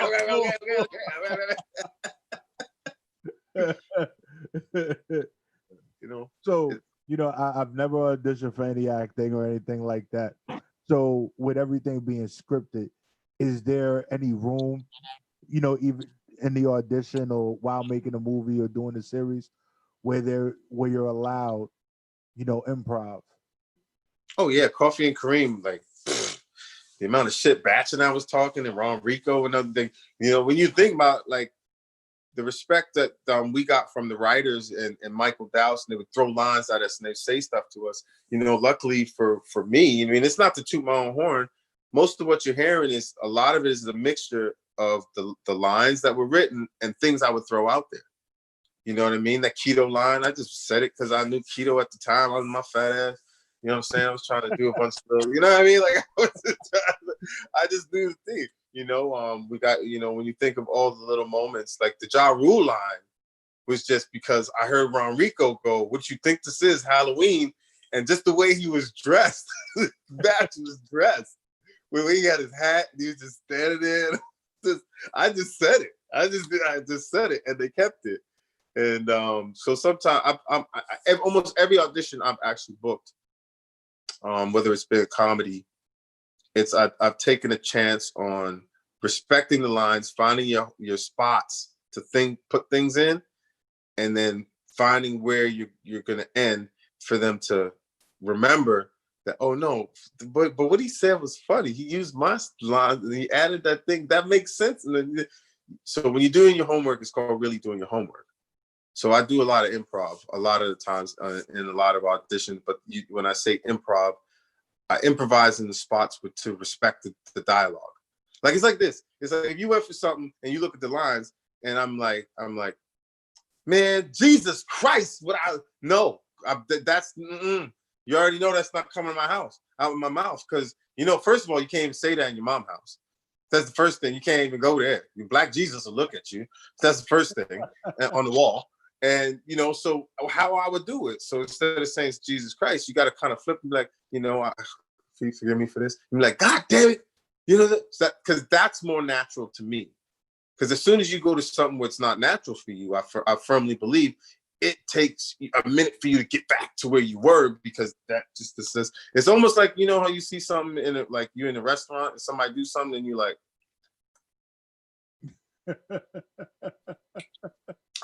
I feel that your body does the same thing.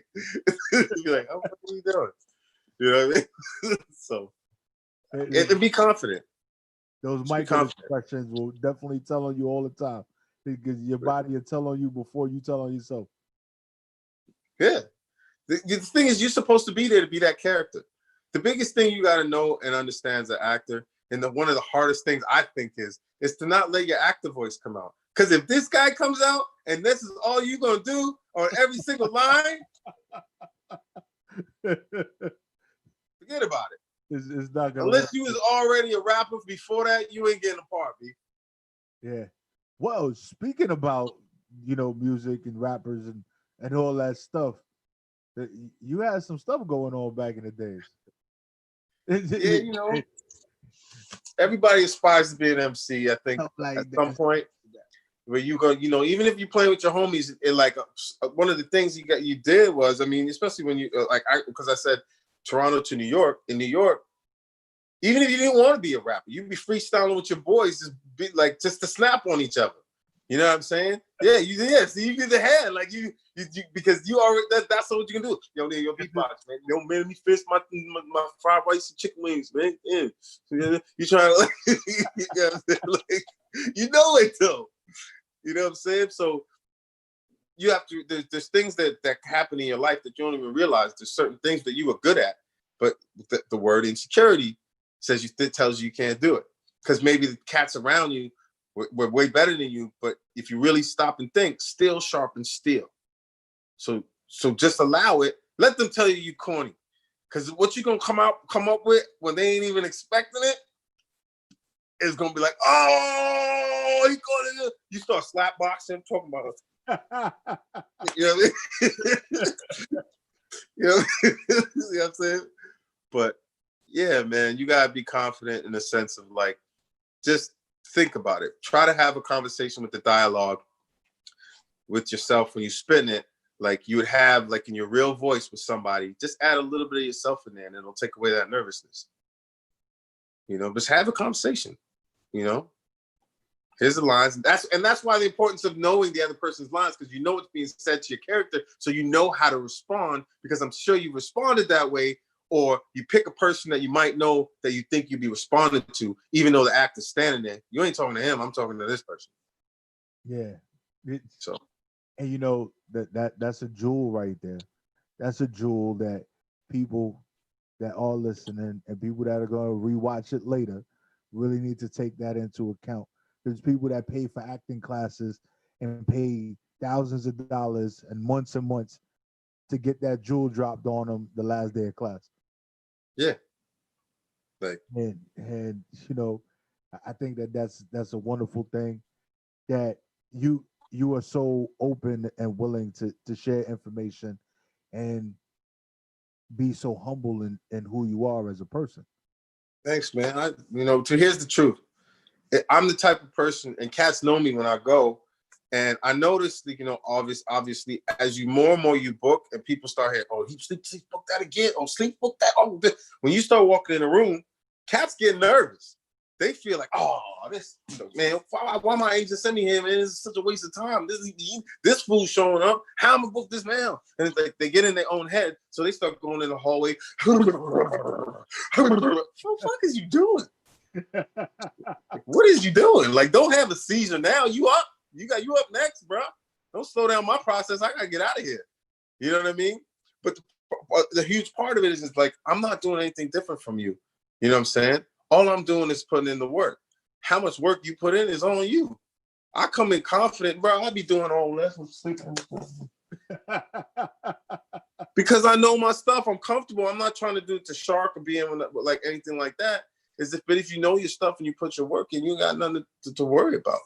Like, I just go in confident. And when I realize, and I tell people, I'm still the same dude that if I see you running with your stuff, I say, hey, man, you want to run lines?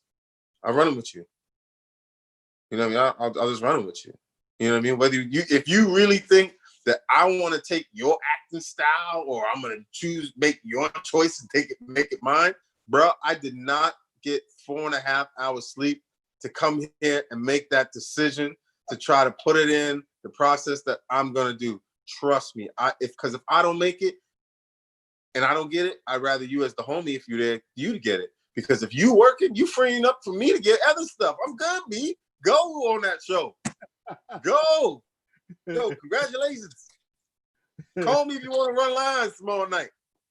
I don't care. Everything happens for a reason. You're supposed to be there. You're supposed to be there. Why you gonna hate on the next person with the same dreams? That's just dumb. Yeah, and I think that, you know, us as people, we tend to always feel that somebody's trying to take something from us when we're in the same room, and it's like, nah, if it's meant for you, it's meant for you. Yo, congratulations. But it ain't yours. You don't even got it yet. How is it yours? And you feel he gonna take it from you if you don't got it? No, here's so many things a lot of people don't understand when you walk into an audition room.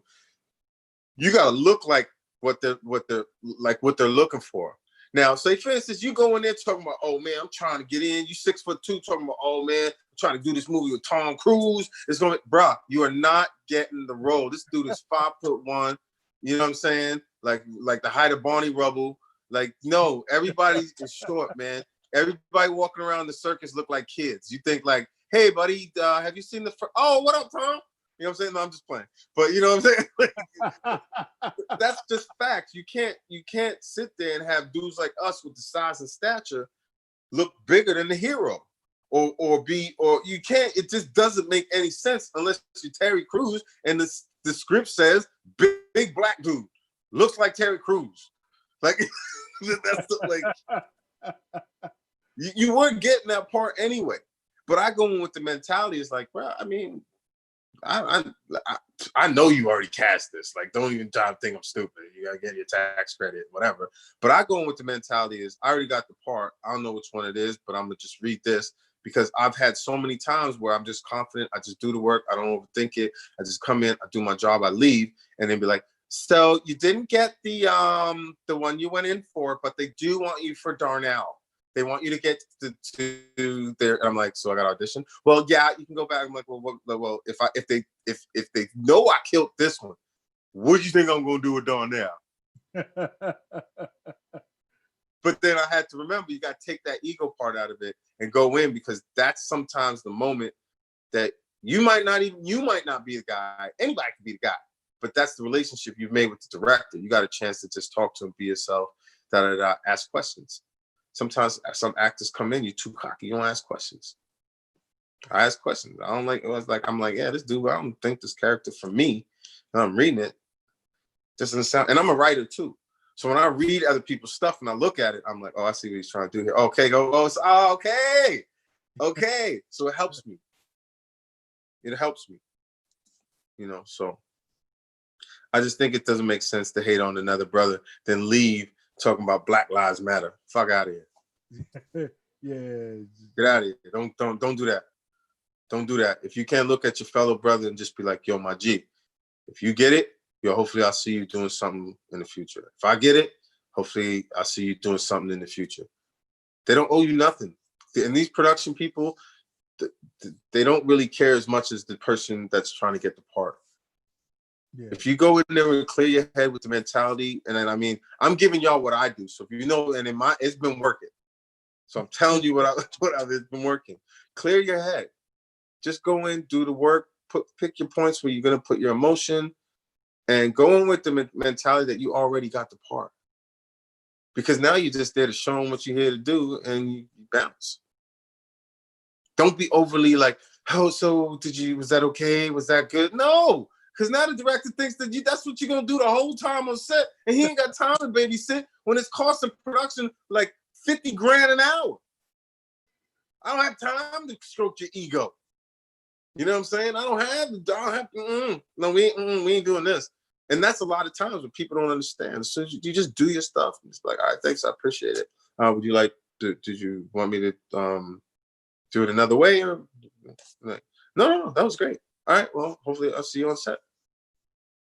Yeah.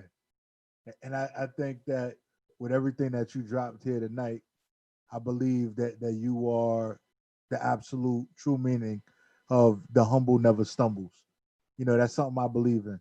The humble never stumbles. So if you're humble and you remain just doing what you do and you don't let your ego get the best of you, you'll always be all right. You always gonna move and do what you need to do and get to where you need to go. Thank you. I appreciate it. My ego got nothing. My ego ain't even focused on film and television. My ego's still at the donut tray talking about, how you gonna go vegan? Huh? How you just gonna go vegan? So at that point, for me, you gotta live every day. You like show love to people, help where you can. One hand is always gonna wash the other. And I firmly believe just as a people, not just white, black, you know what I mean? As a people, as a human race, we gotta do that, man. We just really gotta stop and think. I don't know what your problems are, and you don't know what mine are, and you probably don't want to know what mine are. But at the end of the day, I could say good morning. I could treat you right. I don't care about the color of your skin. You could do the job. You want the job. You want the job. You ain't the dude sleeping in the back talking about I was working on the schedule, and then you look and you're not on the schedule, but he got 40 hours this week, and he just spent like 22 of them the whole week sleeping in the back. Doesn't make any sense. We gotta work together. We gotta show each other love, man, because it will always prevail.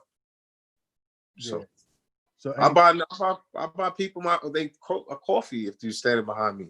Sometimes in the grocery store, I see a mom's and she had to tell her kids no like 6 times for stuff where I'm looking like it's like $1.50. But you get it. You're like, oh, okay. But then you look at her bill and I'm like, I could spend like easy 200, 300, 400, and that's not even messing around. Like that's just us chilling because there's no bottle service. Yeah. Like, you know what I'm saying? Like it's just you can't even get it.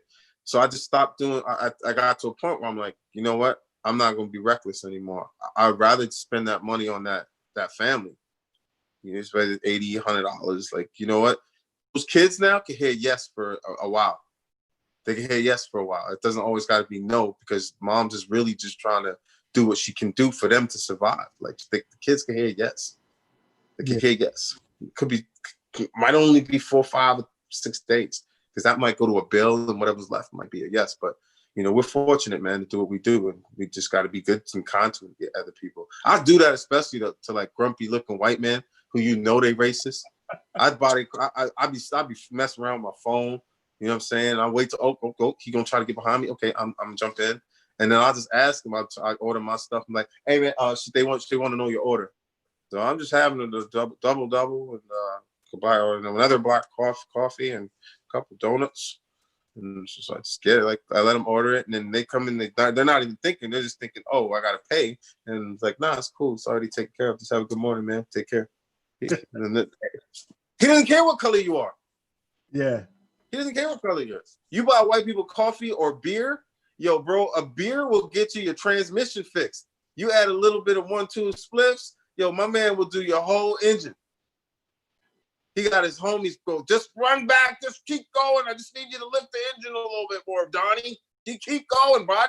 And next thing you're like, he hooked me up, son. He was, I'm just playing. But it's the truth. You have the right to. Oops. But what I want to do before we get up out of here, I definitely want to, because we spoke about it enough, and I think you already know what I'm gonna play. Got that Kareem, Coffee and Kareem trailer. So yeah, they put my face in the trailer. They knew what was coming. So we're gonna get into that real quick, and then when we come back, we're gonna talk some more. Here we go. Remain silent.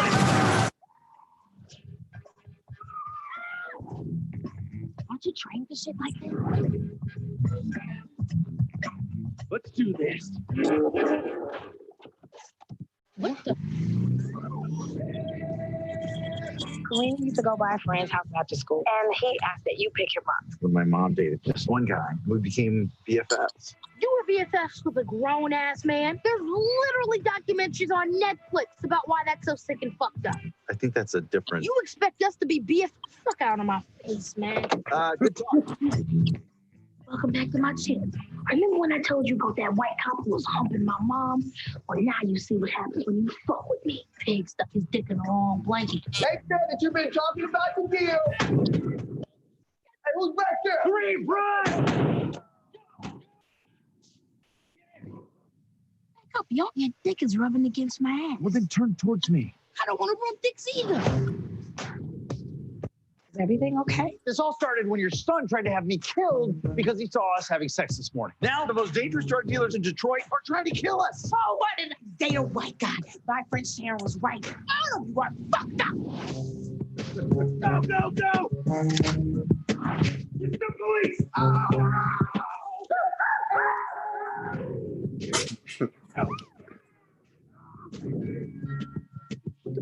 Why are you fucking ringing the doorbell? Just don't touch shit. No fingerprints. Thank you. Oh, no! Yeah, this is my fucking scene right here. Tell your mom we went to Chuck E. Cheese.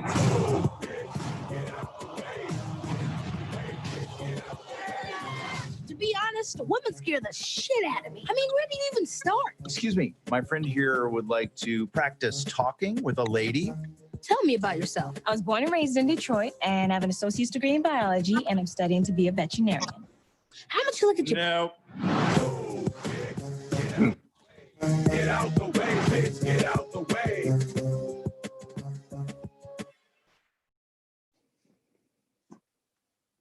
So one of the best casting crews I ever worked with, man. I do that again in a heartbeat. In a heartbeat. Wouldn't even double think it. I'd screw other people over just to do that again.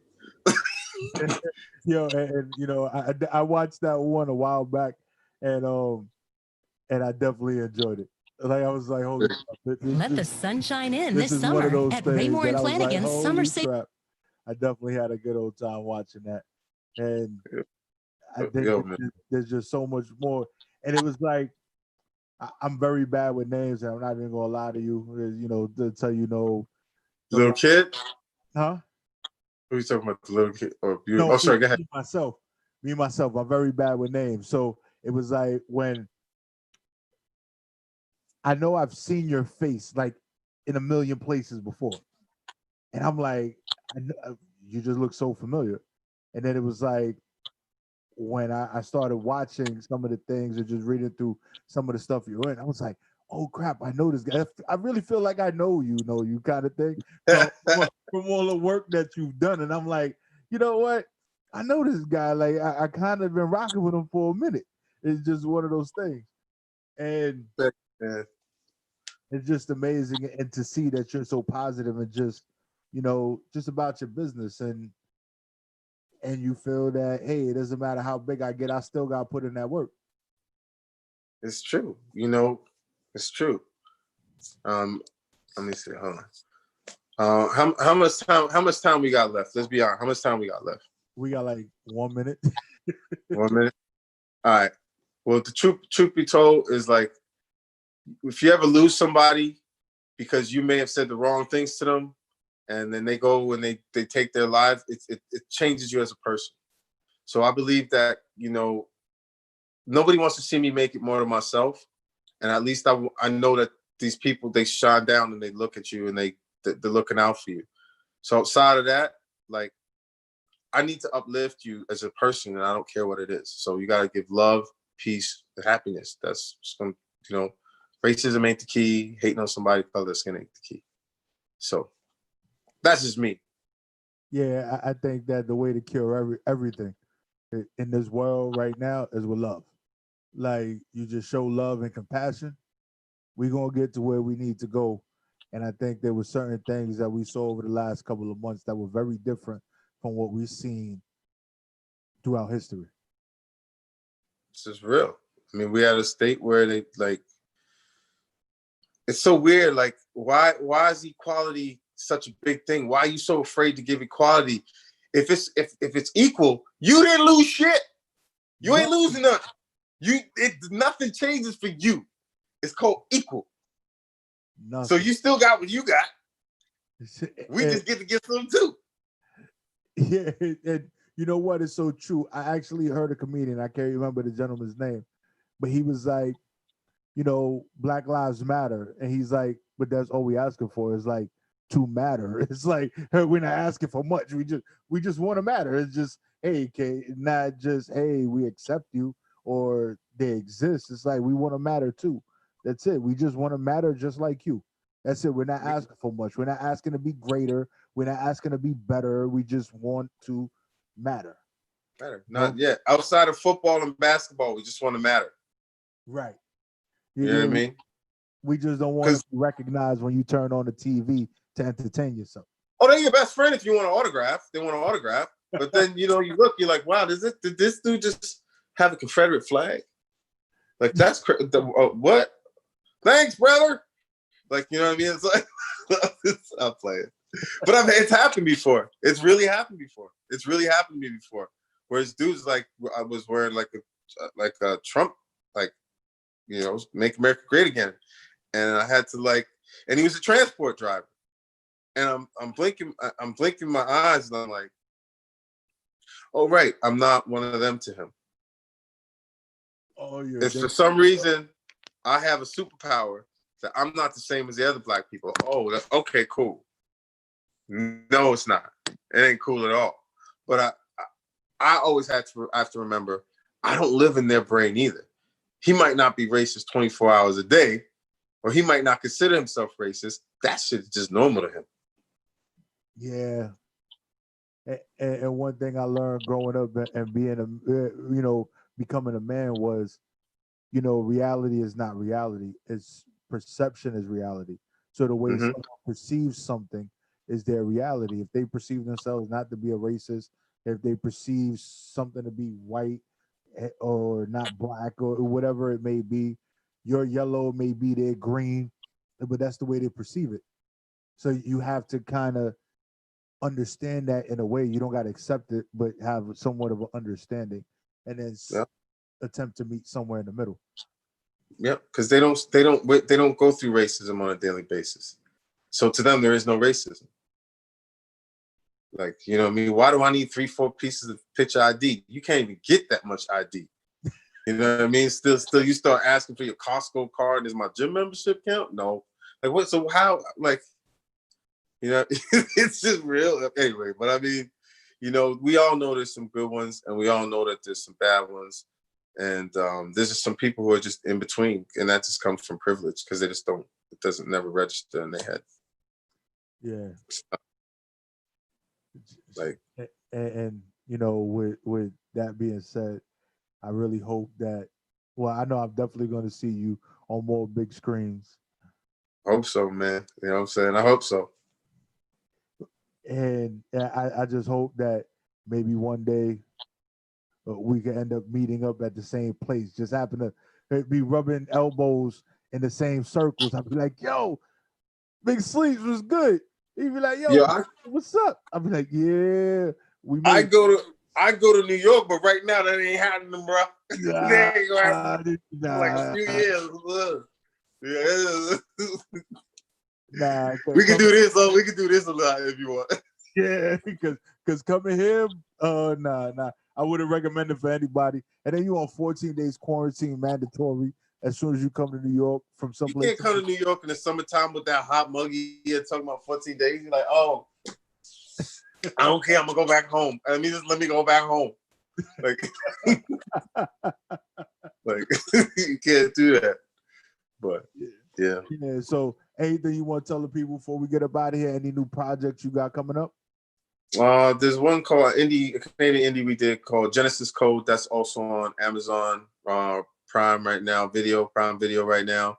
And I just started working on Cloud Van. It's about 3 white dudes who work in a shop, 3 guys, and then me being an exaggerated version of myself, Big Sleeps. And it's pretty funny. They run the marijuana dispensary, and for some reason, it's something always happens where I just don't pay for my stuff and I leave. My character, but there's that project, and yeah, I'm doing a lot of things with In the Spirit Entertainment on the U.S. side, and we'll keep y'all posted on that. And yeah, stay loved, stay peaceful, share love, and spread peace. You know, be good to each other. That's it, man. And that's it. That's a cure. That's a cure all to end all the nonsense, all the foolery. Just love. Mm-hmm. I feel like we're going back to the age of the hippies, the hipsters, and all that. Bro, I go back to any age except for right now. You know what I'm saying? You know what I'm saying? I saw a meme with some dude running from 2019 into 2020, and he was running like he just ran past the screen. And then he ran back faster than the other way back to 2019. You know what I mean? Hell yeah, I don't know, man. But you know what? This is the time I tell people. This is the time where you can think about things, think about apps, think about technology, think about things you want to do. Look into government grants. Look in ways to help yourself and figure it out, because now you'll be way ahead of the game by the time you're done. When you go back and doing whatever it is that you're doing, you've already done the legwork when you normally don't have the time to do these things. And then that actually can put you in a position where you can build your own bubble. You got so much money. You ain't even got to go outside. Grocery dude just back right up to things. So yeah, and right now, with everything that has happened, like we were forced to make certain moves, you know, as a station, as a business, because we couldn't be in the same places together, and even having shows in one location, we had to start doing everything remotely, and it forced a quick growth in the business that we were kind of somewhat comfortable in just doing things the way that we did it. Of course. Yeah. So I definitely we could do it. Yeah, I definitely want to thank you for you know, giving us your time here tonight, and you know, just being you. Thanks, man. That's all you can be, man. I ain't here to press nobody. You don't pay none of my bills. Fuck out of here. Love you though.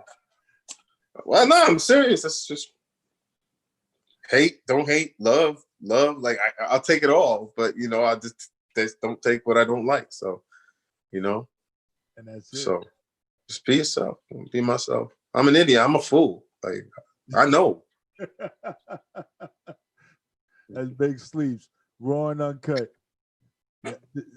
Next month, you'll find him on Netflix, Hulu, just about all those. He's gonna be on YouTube too. He's actually gonna be dropping that new comedy special, Sleeps Uncut. Maybe. Yeah, I hope so. You know what I mean?